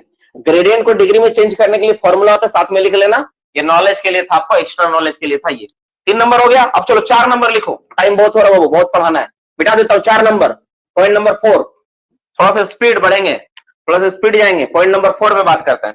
4 नंबर पॉइंट लिखो, लिखो लिखो, clear view for dumper, for dumper operator, clear view. Point क्या है, क्लियर व्यू। क्लियर व्यू कितना होना चाहिए, clear view for dumper operator, और dumper operator, dumper operator, dumper operator को कितना क्लियर व्यू दिखना चाहिए। एचएमएम ऑपरेटर, डंपर ऑपरेटर जो लिखना लिखो, ये एचएमएम लिखने से ज्यादा बेहतर है ना। एचएमएम जो हेवी अर्थ मूविंग मशीनरी, जो डंपर वगैरह चला रहे हैं उसको कितना, एक्चुअली डंपर के लिए होता है, एचएमएम उसी के अंदर आएगी, तो कितना क्लियर व्यू होना चाहिए, ठीक है। तो ये कितना क्लियर व्यू मतलब कितना दूर तक क्लियर दिखना चाहिए।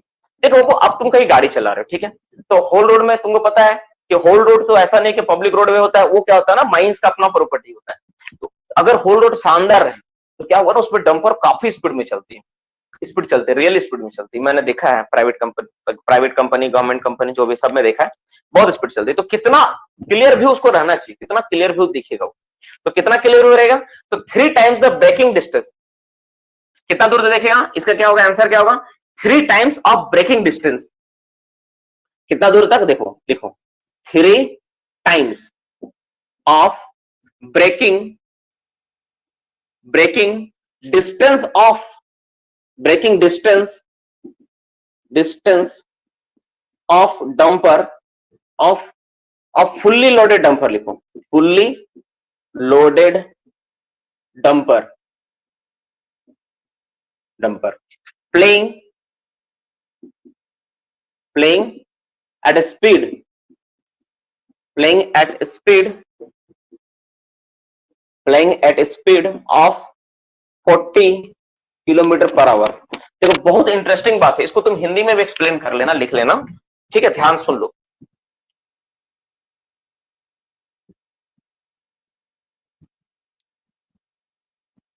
देखो एक डंपर को ना हम इसको टेस्ट करेंगे, कैसे टेस्ट करेंगे, डंपर जो होगा ना मेरा, कोई भी डंपर जो होगा, उस डंपर को हम लोग पूरा लोड कर देंगे, उस डंपर को हम लोग क्या करेंगे, पूरा लोड कर देंगे, ठीक है।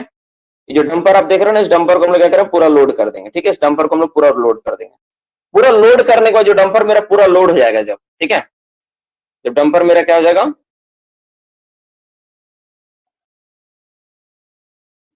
ये डंपर जब मेरा पूरा लोड होगा, तो ये फुल्ली लोडेड डंपर को हम लोग रन करेंगे। किस स्पीड में रन करेंगे, लोडेड वाला डंपर को हम लोग रन करेंगे, इसको कितना, 40 किलोमीटर पर आवर के स्पीड से चलाएंगे। देखो ध्यान सुनो बाबू, 40 किलोमीटर पर स्पीड से चलाएगा, ठीक है। अब 40 किलोमीटर चल रहा है, देख रहे इसके अंदर बैठ के 40 किलोमीटर चल रहा है कि नहीं, चलाएगा। उसके बाद हम बोलेंगे ऑपरेटर को ब्रेक मारो, या कोई लाइन होगा मान लो, वहां पे लाइन पे बोलेंगे ब्रेक मारो, तो जैसे ब्रेक मारेगा तो ऐसा थोड़ी ना कि तो वहीं रुक जाएगा। मान लो यहां पर पॉइंट ए से स्टार्ट किया, ए पे आके हम बोले कि ब्रेक लगाओ, और जाके बी पॉइंट पे जाके रुका, ठीक है, 40 किलोमीटर डंपर बी पॉइंट पे रुका। अब मान लेते हैं जो दूरी था 12 मीटर पे जाकर रुका, कितना दूरी पे, 12 मीटर पे। देखो ध्यान समझ लो, 12 मीटर पे, तो ब्रेकिंग डिस्टेंस उस केस में कितना हो जाएगा, that is 3 times of breaking distance. तो 12 का 3 गुना कितना होगा, देखो 12 का 3 गुना, तो 12 से कितना होगा 36 मीटर। तो इसको क्लियर व्यू कितना देना है, 36 मीटर का क्लियर व्यू इसके पास होना चाहिए। इसका मतलब ये है 3 times breaking distance playing at 40 kilometre per hour का मतलब क्या है कि डंपर को 40 किलोमीटर का रफ्तार से चलाएं, चलाते समय फुल्ली लोडेड होना चाहिए, और उसको बोले रोको, तो जब रोकने के बाद देखिए कितना दूर जाके वो रुका, जहां पर उसको ब्रेक अप्लाई किया वहां से कितना दूर जाके रुका, तो जितना दूर भी जाके रुकेगा 12 मीटर 10 मीटर 15 मीटर जो भी दूरी जाके रुकेगा, उस दूरी को 3 से गुना कर देंगे। मान लो 12 मीटर में रुका, जैसे यहां 12 रुका था, तो 3 से गुना करेंगे तो 12 थे कितना 36 मीटर। तो उस डंपर ऑपरेटर के लिए जो क्लियर व्यू कम से कम 36 मीटर तक दिखना चाहिए। मतलब क्या बोलना चाह रहा, मतलब देखो अगर रोडवे का एक कर्व है, ऐसा कर्व मुड़ा हुआ है, उसको 36 मीटर तक क्लियर व्यू दिखना चाहिए, 36 मीटर तक साफ साफ दिखना चाहिए, क्या 36 मीटर, तब जाकर वो ठीक ठाक काम कर पाएगा, नहीं तो वो काम नहीं कर पाएगा। ठीक है, पहले यही दूरी कितना था, पहले वाला 30 मीटर पहले का रेगुलेशंस में था बाबू। अगर आप लोग 30 मीटर कहे हुए पढ़ के आंसर देना चाहते हो कि सर 30 मीटर होगा, तो आप जान लो ये ओल्ड रेगुलेशन सर्कुलर में लिखा हुआ था 30 मीटर, अभी इसको ऐसे डिफाइन करते हैं, इस तरह से डिफाइन किया जाता है। चलो नेक्स्ट क्वेश्चन पे, नेक्स्ट पॉइंट पे बात करते हैं। राइट, ठीक है, लिखो स्पीड ऑफ डंपर। ठीक है, अब स्पीड पे बात करेंगे, 5 नंबर पॉइंट मिटा देता है, इसको मिटा देते हैं। ठीक है, स्पीड ऑफ डंपर पे बात करेंगे। और मैंने पहले कहा था कि बहुत बड़ा पॉइंट है होल रोड और ये रैंप वाला ना, बहुत सारा पॉइंट है, 16 पॉइंट है। ठीक है, अभी तक 5 या 5 नंबर पे आए हैं।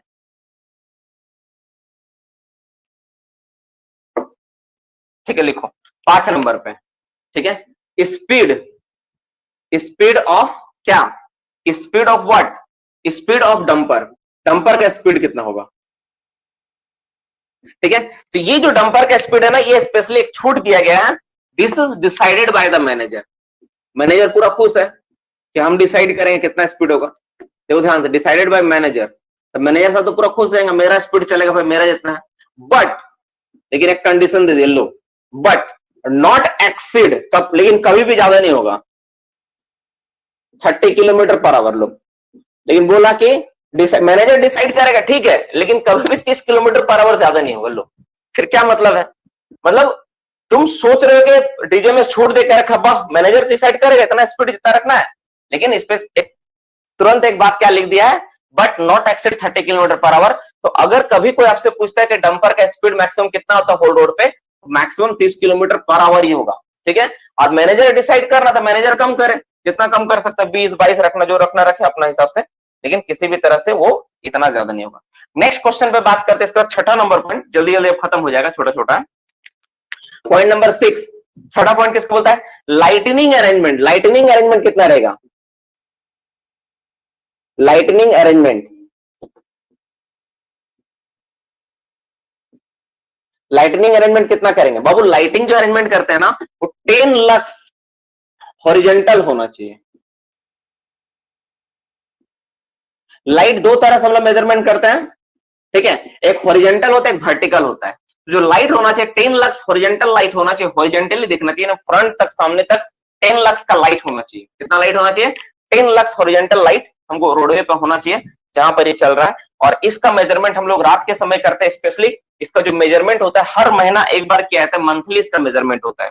ठीक है, इसको जानकारी के लिए आप बगल में लिख सकते हो, अपना नॉलेज के लिए, कि मंथ में एक बार लाइटनिंग के लिए हम लोग अरेंजमेंट को जांच करते हैं, महीना में एक बार होता है। ठीक है, नेक्स्ट पॉइंट 7वां नंबर पॉइंट होगा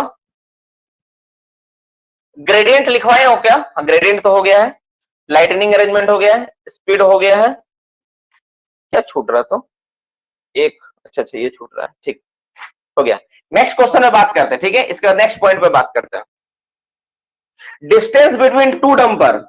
ठीक है, डिस्टेंस कितना रखना है, डिस्टेंस बिटवीन टू डंपर, दो डंपर का बीच का दूरी कितना रखना है। ठीक है, ठीक है, over haul road, haul road के ऊपर, ओवर होल रोड। तो जब दो डंपर चलेगा ना, तो उसका बीच का दूरी कितना मेंटेन करना है, कम से कम। तो इसका दोनों का बीच का दूरी एटलीस्ट कितना होगा, एटलीस्ट होगा, एटलीस्ट कम से कम 30 मीटर, 30 मीटर दोनों डंपर का बीच का दूरी हम लोग मेंटेन करेंगे, कम से कम 30 मीटर का दूरी दोनों डंपर का बीच का रहेगा। अब वो आप लोग नोट करते जाना, मैं सारा का सारा पॉइंट होल रोड के ऊपर जो भी है ना मैं एक साथ दिखा दे रहा हूं, ठीक है, ताकि आपको कभी दिक्कत ना हो।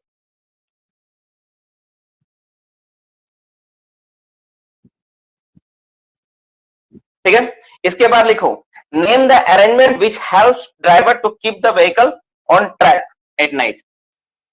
इसका इस 7 नंबर 8 नंबर लिखो, 8 number. The arrangement, the arrangement, arrangement help, ये अरेंजमेंट लिखा गया ना, ARRANGMENT, arrangement. Help, help to driver, driver को ही हेल्प करेगा टू कीप, किस चीज में, to keep the dumper, the dumper on track, track में रखना है, मतलब ऐसा ना हो कि गाड़ी रोड से क्रॉस करके नीचे गिर जाए, ठीक है ना। ट्रैक का मतलब क्या हो गया, एकदम रोड पे रखना, ट्रैक, ठीक है, ऑन ट्रैक, ठीक है। ड्यूरिंग, ड्यूरिंग किस कंडीशन में, ड्यूरिंग नहीं, एट नाइट लिखो, ड्यूरिंग नहीं होगा, एट नाइट, रात के समय। मतलब देखो दिन में तो दिक्कत नहीं बाबू, होल रोड में ना दिन में कोई दिक्कत नहीं, दिन में तो गाड़ी एकदम ट्रैक पे चलेगा, लेकिन रात के समय तो आप देखे होंगे अक्सर आप लोग कि जो आप जब हाईवे रोड में चलते हो ना, तो हाईवे रोड में भी क्या होता है ना कि गाड़ी एकदम बीच में चले, इसके लिए क्या होता है, बीच में इस तरह व्हाइट व्हाइट कलर का पट्टी बना देते हैं, है ना। इसको क्या बोलते हैं, इसका कुछ नाम है क्या, बीच में से व्हाइट व्हाइट कलर का पट्टी बना देता है। तुमको लगता होगा कि ये बीच में बना है डिजाइन, ये डिजाइन नहीं, ये मफलर का डिजाइन है बाबू, ये क्या है, इसको बोलते हैं जेब्रा लाइन। क्या बोलते हैं हम लोग इसको, जेब्रा लाइन। यही जेब्रा लाइन का इस्तेमाल करके हम लोग क्या करते हैं, गाड़ी का जो गाड़ी को होता है ना ट्रैक पर रखते हैं, गाड़ी को होल रोड के ऊपर रखा जाता है, ठीक है। गाड़ी को हम लोग ट्रैक पर रखते हैं, होल रोड के ऊपर रखा जाता है, इसी लाइन का इस्तेमाल करके हम लोग उसको ट्रैक पर रखते हैं, ठीक है। नेक्स्ट क्वेश्चन में बात करते हैं हम लोग, इसमें कुछ एक छूटा यार, और रेयर व्यू मिरर कहाँ लिखा, उसमें नहीं है, अच्छा उसको लिखवा देंगे, ठीक है। अब हम लोग बात करते हैं इसका कंस्ट्रक्शन से रिलेटेड, इसका कंस्ट्रक्शन कैसा होता है, इसका शेप क्या होता है, ठीक है। जो इसका बॉटम, बॉटम जो सबसे नीचे में जो हम लोग यूज करते हैं ना, bottom most, the the bottom most material, ठीक है।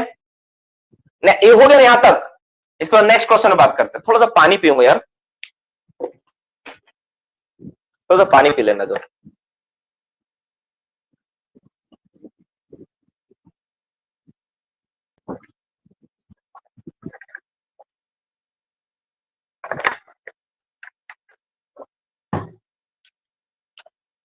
पॉइंट क्या है, पॉइंट है आपका name the material, name the material use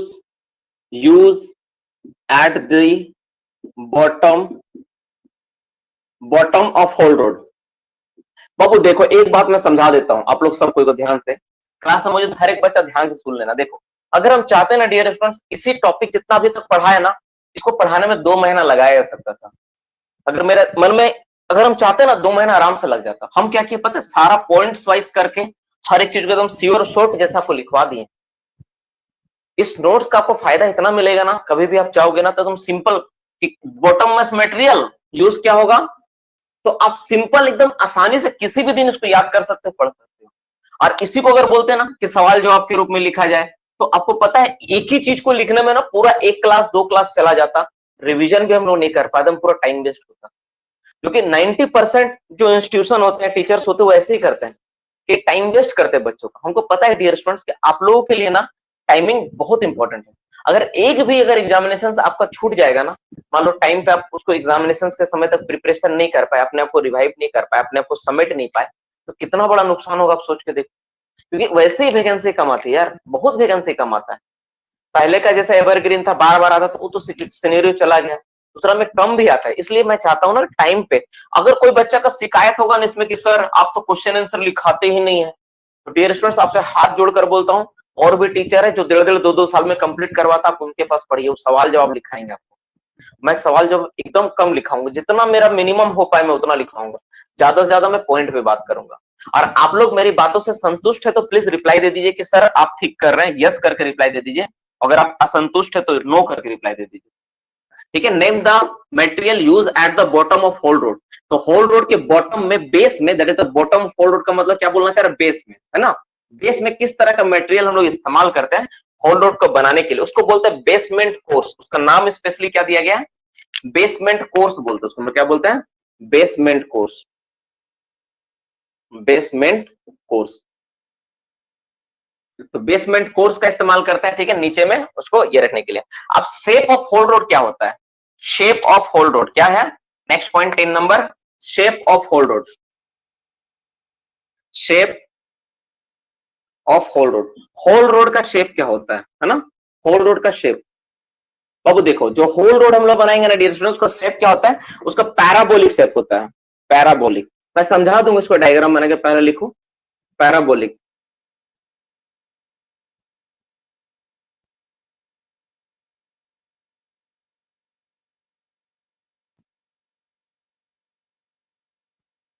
कहाँ लिखे थे यार,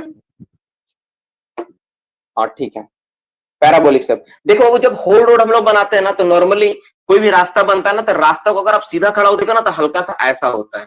रास्ता कभी सीधा ऐसा नहीं होता है, रास्ता हल्का सा क्या होता है, हल्का सा ऐसा होता है, मतलब बीच में थोड़ा सा ऊपर उठा रहता है ऐसा। इसी को बोलता है पैराबोलिक शेप, ठीक है ना, इसको बोलते हैं पैराबोलिक शेप। पैराबोलिक शेप होता है। नीचे में जो मटेरियल इस्तेमाल कर उसको क्या नाम है, उसको बोलते हैं बेसमेंट कोर्स, ठीक है। बड़ा बड़ा ग्रेनाइट पत्थर का इस्तेमाल करते हैं। तो मोटा मोटी देख लेते आप लोग, रिप्लाई क्या दिया है, सब बच्चा ने यस यस करके रिप्लाई दिया है। 9 नंबर पॉइंट, 9 नंबर पॉइंट है, name the material use at the bottom that is the base of haul road, ठीक है। उस मटेरियल का नाम आपको बताना है जो क्या करता है, जो बेसमेंट में होल रोड के सबसे नीचे इस्तेमाल करते हैं, उसको हम लोग क्या बोलते हैं, उस मटेरियल को क्या बोलते हैं, बेसमेंट कोर्स बोलते हैं। क्या बोलते हैं हम लोग, basement course, COURSE, basement course बोला जाता है उसको हम लोग, ठीक है, बेसमेंट कोर्स बोलते हैं, ठीक है। 10 नंबर हो गया। नेक्स्ट क्वेश्चन पे बात करते हैं हम लोग, नेक्स्ट पॉइंट पे इसके बाद आते हैं, ठीक है। Arrangement, next next 11 number point होगा ना, 11 number, name the arrangement use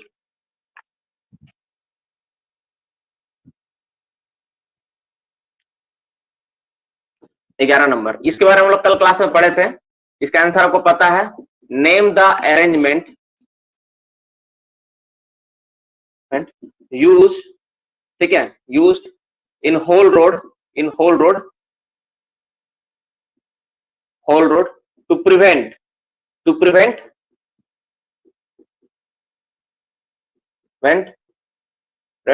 falling, falling of dumper, dumper या व्हीकल लिखो, व्हीकल, ठीक है, from haul road. Haul road से व्हीकल को गिरने से बचाता, उस अरेंजमेंट को क्या बोलते हैं, तो पढ़ाए थे कल, है ना। तो इसको क्या बोलते हैं हम लोग, इसको हम लोग क्या बोलते हैं, इसको बोलते हैं हम लोग क्या बोलते हैं डियर स्टूडेंट्स, इसका नाम क्या है, इसका नाम है आपका एम्बैंकमेंट या फिर पैरापेट वाल। इस पे हम लोग इस पे हम लोग चर्चा कर चुके हैं, इसको जस्ट एक पॉइंट लिख के मैं छोड़ रहा हूं, इस पे मैं सारा क्लास, इस पे सब चीज हो चुका है, इसलिए इस पे ज्यादा डिस्कशन करेंगे नहीं। नेक्स्ट 12 नंबर पॉइंट, ठीक है, next 12 number point, right the width of, right the width of separate road, right the, ध्यान से, राइट द, ठीक है, width of separate road, separate road,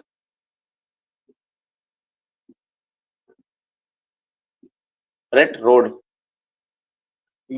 ठीक है, road for use, for light vehicle. देखो, वो एक बात याद रखना, जो होल रोड होता है ना, होल रोड में कभी भी बाइक, छोटा मोटा गाड़ी लेके नहीं दिया जा सकता, हम लोग कभी वहां पे नहीं जाना है, उसको लेके कभी जाना मत, होल रोड में कभी मत घुस जाना। ऐसा डंपर वाला मार के उड़ाएगा ना, कोई हॉस्पिटल में भी पहुंच नहीं पाओगे, ठीक है, याद रखना। एक बार मेरे साथ ऐसा हुआ था, हम लोग बाइक से गए थे ना, घुस गए थे गलती से होल रोड में, ठीक है, एकदम ऐसे ही चले गए थे यार, इतना डंपर इतना रफ चलाता है, इतना स्लाइड करता है ना, तुमको लगेगा वो लोग वीडियो गेम खेल रहा है, तुम यकीन नहीं करोगे। और डंपर का हाइट इतना भयानक भयानक होता है ना, इतना भयानक भयानक डंपर का हाइट होता है ना, तुम सोच नहीं सकते हो।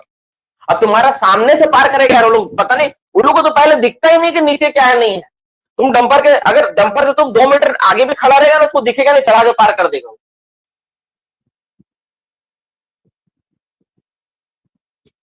देखो लिखा हुआ सिंगरौली में महीना में 10 मर जाता है एक्सीडेंट में। सही बात है, पॉसिबल है यार, जहां पे डंपर इतना ज्यादा चलेगा, इतना हाई स्पीड में, मतलब वहां पे कंपटीशन है, पता है वहां पे कंपटीशन है, एनसीएल में कंपटीशन है कि जो पहला आदमी जाके मशीन निकालेगा ना, उसको, जो ज्यादा ट्रिप चलाएगा उसको, और जो लास्ट में मशीन को बंद करेगा उसको, तीनों को इंसेंटिव मिलता है। भाग गए वहां से, बचे क्या? बच के निकले, तुरंत भागना पड़ा। हमको थोड़ी ना पता था, उस समय इतना पढ़ते थोड़ी ना थे कि उसमें नहीं जाना है। हमको कब मालूम था? हमको लगा कि अरे हम लोग दोस्त लोग थे, नया नया पीडीपीटी खत्म हुआ था, पीडीपीटी में थे या खत्म हुआ था, चले गए। तुम्हारा वो कौन सा इंस्ट्रूमेंट है यार, ड्रैग लाइन देखने के लिए, तुम्हारा सोनपुर बाजारी, ठीक है। चलो ये हो गया मोटा मोटी 12 नंबर पॉइंट। अब हम लोग 13 नंबर पॉइंट में बात करेंगे, point number 13 point number 13 next, ठीक है। Write the shape and size of drain, ठीक है, beside the haul road. Haul road के बगल में क्या होता है ना बाबू? ड्रेन बनाया जाता है। ड्रेन किस लिए बनाया जाता है? ताकि पानी को निकाला जा सके। इसी पे बात करेंगे, ठीक है। Write the shape and size of drain, ठीक है। कंस्ट्रक्ट बिसाइड होल रोड के बगल में जो कंस्ट्रक्ट करते हैं ना, उस ड्रेन का शेप और साइज क्या होगा, ठीक है। तो देखो कोई भी होल रोड में पानी बह के जाएगा तो वो उसको बर्बाद करेगा, ठीक है ना। तो इसको बचाने के लिए हम लोग क्या करते हैं? ड्रेन बनाते हैं, ताकि पानी उस ड्रेन से बह के जाए, होल रोड के ऊपर से ना बहे। तो इसके लिए हम लोग क्या करते हैं, उस जो ड्रेन होगा, ड्रेन का शेप कैसा होगा? तो जो ड्रेन बनाएंगे ना, उसका शेप क्या होगा? SHP शेप क्या होगा? उसको भी शेप में रखेंगे, ऐसा, इस तरह से भी देखते हो ना आप, ऐसा शेप में रखे, दैट इज भी शेप, ठीक है। एक नंबर। अब इसका साइज क्या होता है? साइज, तो साइज जो होता है ना, साइज 2 फैक्टर्स पे डिपेंड करता है।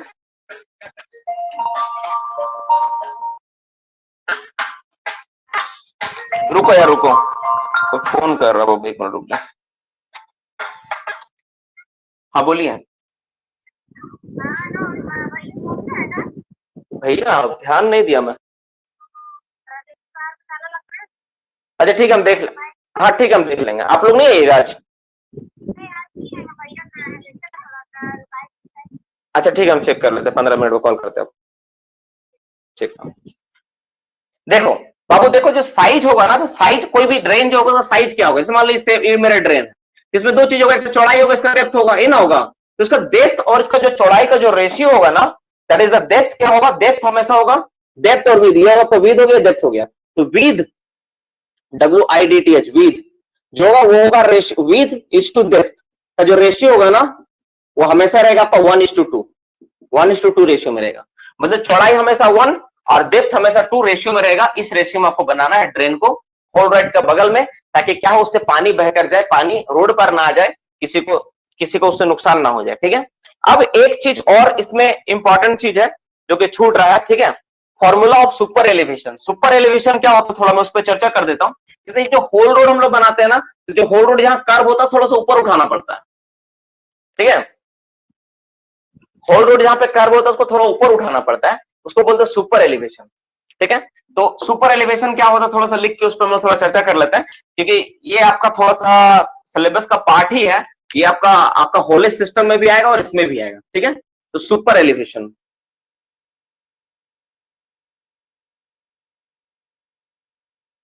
सुपर एलिवेशन क्या होता है? सुपर एलिवेशन क्या होता है? तो जो ऐसे मान लीजिए कि जो मेरा होल रोड है ना, जैसे होल रोड मान लीजिए मेरा होल रोड है, तो कर्व में जहां होल रोड होता है ना, उसको थोड़ा सा हम लोग क्या करते हैं, थोड़ा सा वाला पार्ट, देखो मैं डायग्राम में एक्सप्लेन कर देता हूँ। ये जो पार्ट है ना, इसको थोड़ा सा हम लोग ऊपर उठा देते हैं ना, इसको ऊपर उठाया रहता है, आउटसाइड वाला पार्ट को, यानी इसको एल, इसको सुपर एलिवेशन बोलते हैं, ठीक है। थोड़ा सा हल्का सा जो ऊपर उठाते हैं, ताकि जो फोर्स है ना मेरा, सेंट्रीफ्यूगल फोर्स एक तरह क्रिएट हो पाए, माफ करना, सेंट्रीपिटल फोर्स क्रिएट हो पाए, और जो बॉडी का जो मूवमेंट है कर्व में अच्छा से हो पाए। अब अक्सर गाड़ी में देखते होंगे आप, जब कोई हाईवे में देखते होंगे कि ऐसा बनाया रहता है, सुपर एलिवेशन इसको बोलते हैं, ठीक है। तो इसका जो फॉर्मूला होता है, दैट इज द ई इसको ई द्वारा डिनोट करते हैं। ई इक्वल टू होता है A V square by G R, A V square by G R. E का मतलब हो गया सुपर एलिवेशन, है ना, ई का मतलब क्या है, सुपर एलिवेशन है। और अब हम लोग जान लेते हैं ए बराबर क्या होता है। ए का मतलब यहां पे दिया हुआ है, ठीक है,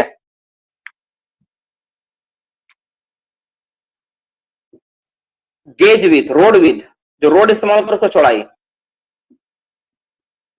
ठीक है। भी का मतलब है वेलोसिटी, वेलोसिटी ऑफ व्हीकल, जो व्हीकल चला रहे हो, ठीक है। उसके बाद जी का मतलब है ग्रेविटी,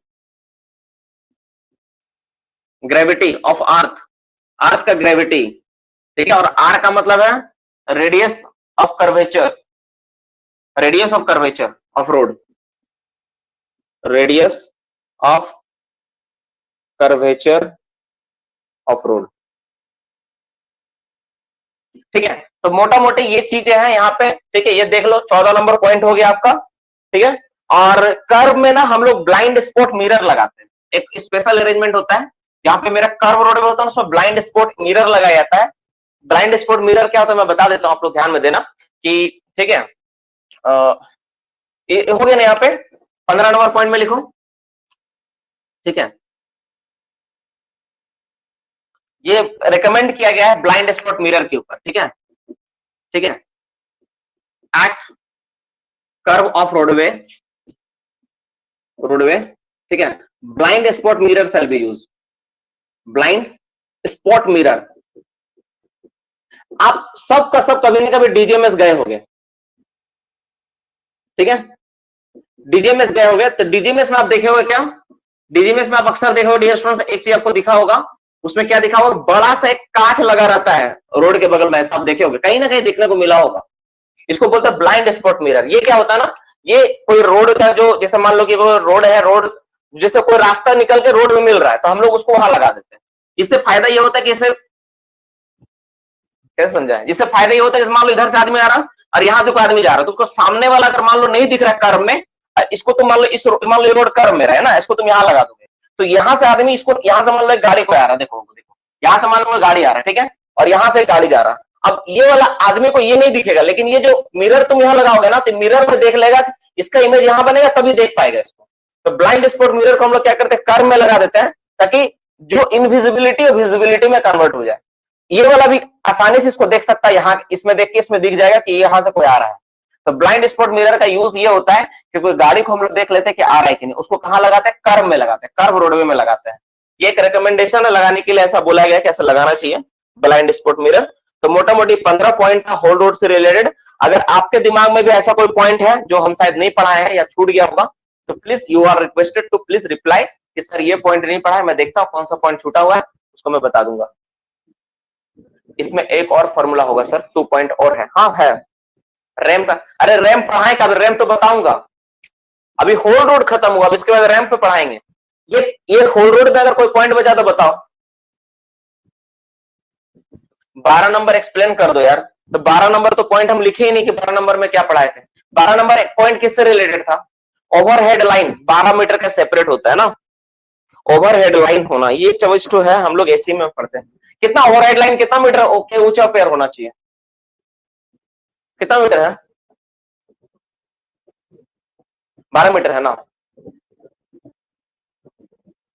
ओवरहेड लाइन से ना, जो एचएमएम का, जो कोई भी एचएमएम का जो डाला होता है ना, उससे कोई ओवरहेड लाइन जो पार होती है ना, उसका लिख लो, इसको लिख लो। 16 नंबर पॉइंट भी लिख ही लो, 16 तो मैं बोला था, लिख लो। The height of overhead line, ठीक है, 16 number, the height of overhead line, overhead line, ठीक है, ओवरहेड लाइन फ्रॉम द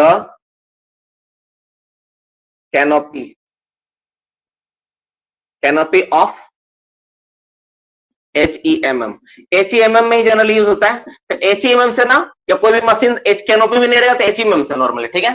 तो ओवरहेड लाइन का हाइट कितना होता है, तो 12 मीटर हाइट होता है, कम से कम 12 मीटर ऊंचा होना चाहिए। नाइट में बैकलाइट जो है ना, ये हम लोग मशीन चैप्टर पढ़ेंगे ना, डंपर, उसमें पढ़ेंगे।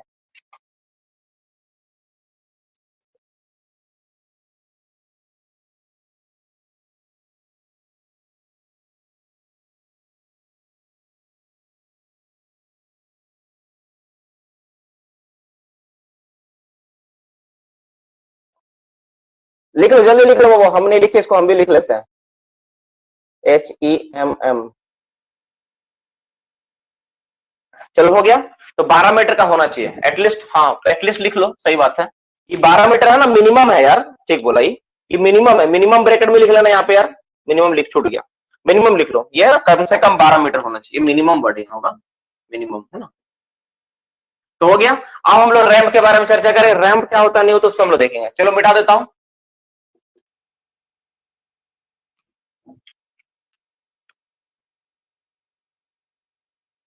हेडिंग दो, ramp, RAMP, ramp.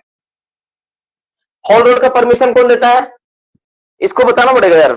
Haul road का पढ़ाने का परमिशन कौन देता है, CIRI, जल्दी से, जब देखते तुम्हारा दिमाग कितना तेज है। सही, अरे कौन RI लिख रहा है, CI होगा, लिख लो। परमिशन कौन देता है इसका, परमिशन, इसका परमिशन कौन देता है, परमिशन,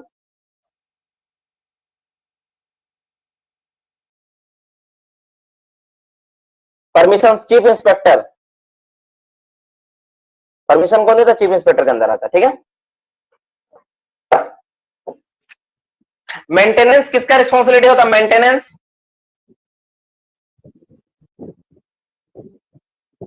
टू क्वेश्चन और है सर, देख लीजिए लिखा हुआ।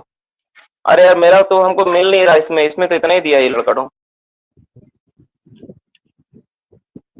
ठीक है। मेंटेनेंस की रिस्पॉन्सिबिलिटी किसकी होती है, मेंटेनेंस कौन करता है इसका, मेंटेनेंस, राजकुमार बोल दो तो क्या क्या है,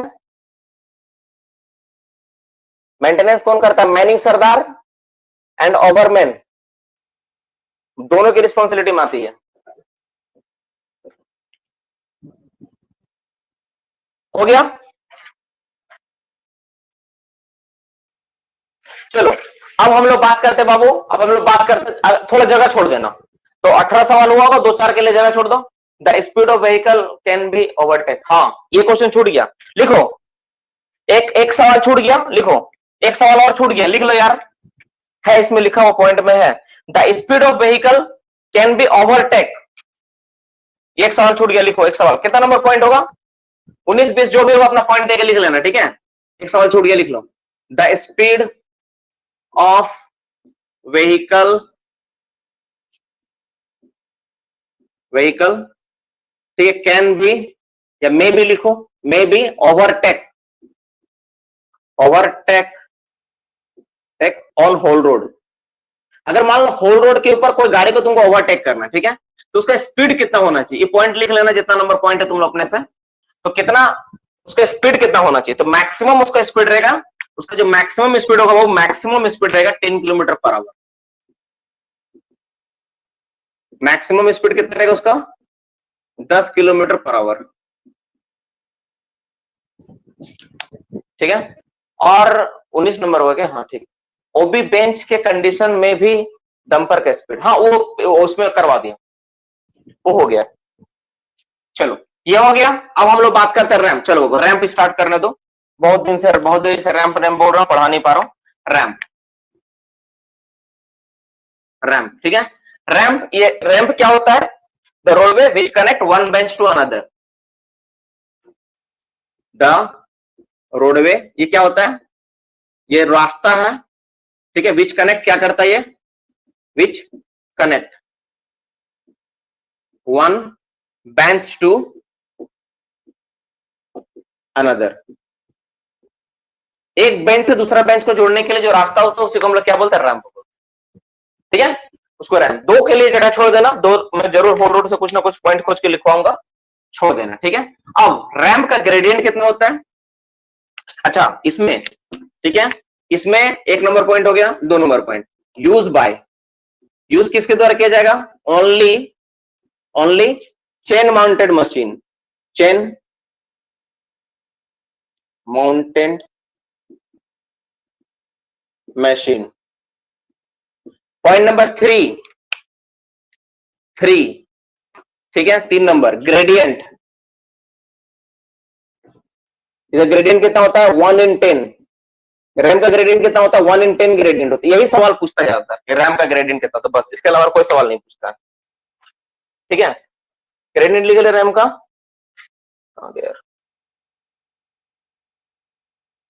ठीक है। Length of road in 1 stretch, 4 number point.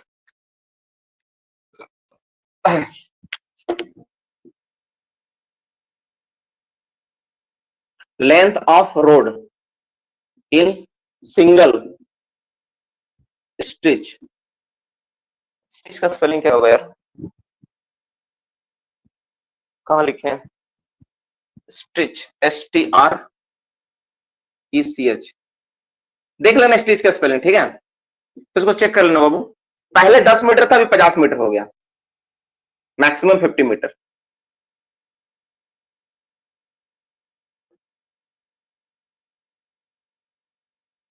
Maximum कितना होगा, सिंगल स्टिच में मैक्सिमम कितना मीटर लंबा हो सकता है, 50 मीटर हो सकता है। स्टिच STRECH,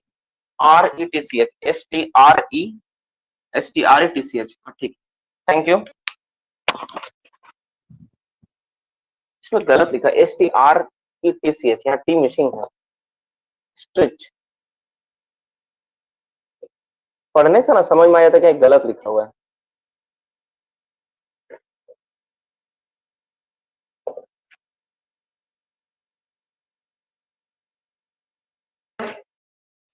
चलो 2 सवाल छूट रहा है, उसको लिख लेते हैं। मोटा मोटी रैंप में इतना ही पॉइंट है ना, रैंप में से ज्यादा कुछ नहीं आता है, रैंप बस इतना ही, ग्रेडियंट कितना होगा, स्टिच में लंबाई कितना, पहले ही 10 मीटर था, ठीक है। अब इसके बाद ये मोटा मोटी आपका जो टॉपिक था आज का, जो सेशंस का जो टॉपिक था बाबू, होल्ड रोड और रैंप के ऊपर सारा का सारा पॉइंट टॉपिक खत्म हो गया। होल्ड रोड में स्टिच नहीं होता है, होल्ड रोड सीधा होता है, उसमें कोई सब सवाल नहीं आता उसमें, ठीक है। तो ये आपका हो गया टॉपिक पूरा का पूरा खत्म, कि सारा का सारा होल्ड रोड क्या होता है, रैंप क्या होता है, सारा का सारा चीज हम खत्म कर दिया इसका टॉपिक। कुछ एमसीक्यू सवाल है इसके ऊपर जो छूटा हुआ है, अब हमको लग रहा है कि नेक्स्ट क्लास एक और करना पड़ेगा, और कर लेना चाहिए मेरे हिसाब से, क्योंकि बहुत सारा ऐसे भी क्वेश्चंस है जो कि ओवरलुक हुआ है, मतलब पूरा माइनिंग मेथड में कहीं ना कहीं। तो एक क्लास, एक काम करते हैं हम लोग, जैसे आज का डेट क्या आपका 28 है, ठीक है। आज आपका डेट क्या है, टुडे इज 28, ओके। 29 तारीख बुधवार को क्लास होगा नहीं, 30 तारीख को क्लास में लूंगा, 30 तारीख गुरुवार को क्लास होगा, ठीक है। गुरुवार को क्लास है, तो हम सोच रहे एक बात कि 30 तारीख को एक काम करते हैं ना, लास्ट क्लास हम लोग इसी एप्लीकेशन पे कंप्लीट कर लेते हैं, और जो हम लोग जितना भी पढ़े हैं, जितना भी कुछ छूटा छूटा फूटा जितना भी चीजें हैं, सब उसमें कंप्लीट कर दें, ठीक है। इसके बाद हम लोग क्या करेंगे, 1 तारीख से एकदम फ्रेश तरीके से नया सिलेबस और नया टॉपिक, एकदम नया एप्लीकेशन में स्टार्ट करेंगे। अगर मान लो 30 तारीख को अगर हम नया मतलब क्या बोलता है कि 1 तारीख से अगर 30 तारीख को अगर नया चैप्टर में स्टार्ट कर देते तो दिक्कत क्या होगा, फिर उसमें छूट जाएगा वो चीज।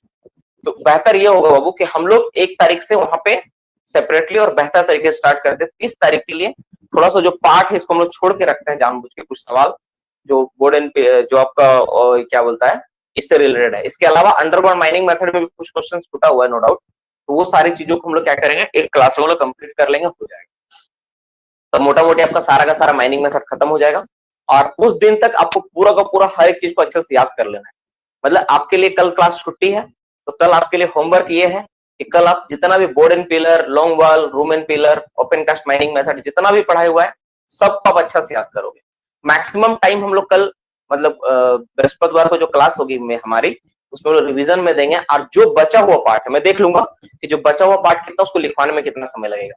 तो होगा तो कम से कम 100 सवाल हम लोग डिस्कशन करेंगे, और बाकी जो चीजें छूटा हुआ रहेगा उसको हम लोग कंप्लीट कर लेंगे। उसके बाद 1 तारीख से प्योर तरीके से हम लोग केवल और केवल नया एप्लीकेशन में नए तरीके से क्लास स्टार्ट कर देंगे, ठीक है। तो ये प्लानिंग है, इस तरह से हम लोग करेंगे, इस तरह में देखेंगे। अगर आप लोग के मन में जो डाउट्स है, अपना डाउट्स को क्लियर कर लो। सर रैम 4 नंबर पॉइंट देखो, हाँ बोलो, हेलो, हाँ क्लास ले रहा था, बोलो, हाँ बोलो ना, कुछ बोल रहे बोलो, हाँ क्या, लंबा कहानी हो गया। अच्छा ठीक है, क्लास के बाद बात करता हूँ। ठीक। 10 10 मिनट, 10 मिनट में। देखो वो देखो, सिंगल स्ट्रेच का मतलब क्या होता है? सिंगल स्ट्रेच मतलब ऐसा मान लो ये रैंप है मेरा, ठीक है, ये एक मेरा क्या है, ये मेरा सपोज मान लो ये मेरा बेंच है, ठीक है, ये बेंच है, ये एक बेंच है मेरा, ठीक है। तो एक बेंच से दूसरा बेंच पे जब हम लोग रैंप बनाएंगे ना, तो रैंप जो सिंगल स्ट्रेच मतलब एक साथ जब बनेगा, ये एक साथ जब बनेगा तो उसमें 50 मीटर तक मैक्सिमम बनेगा। उसके बाद फिर थोड़ा सा मतलब जब ग्रेडियंट दोगे ना 1 in 10 ग्रेडियंट में, तो 1 in 10 ग्रेडियंट देखो ये आप बना रहे हो ना, तो ऐसे करके देखो यार कैसे समझाऊं। ये देखो जैसे मान लो ऐसे तुम बना रहे हो, ठीक है, तो 1 in 10 ग्रेडियंट हो रहा ना यार, 1 in 10 ग्रेडियंट, तो ये मैक्सिमम 50 मीटर होगा, फिर थोड़ा सा ऐसे बना के फिर ऐसा बनाना पड़ेगा। ये बोलना चाह रहा हूँ कि सिंगल स्ट्रेच जब बनाओगे तुमको मैक्सिमम 50 मीटर यूज करना है, इसके बाद तुमको थोड़ा सा फ्लैट बना के फिर ग्रेडियंट में तुम बनाओ, ये बोलना चाह रहा हूँ। रैंप में डंपर नॉर्मली चलने के लिए नहीं होता है, वैसे तो आना जाना करते हो, होल रोड में चलता है वो लोग, है ना।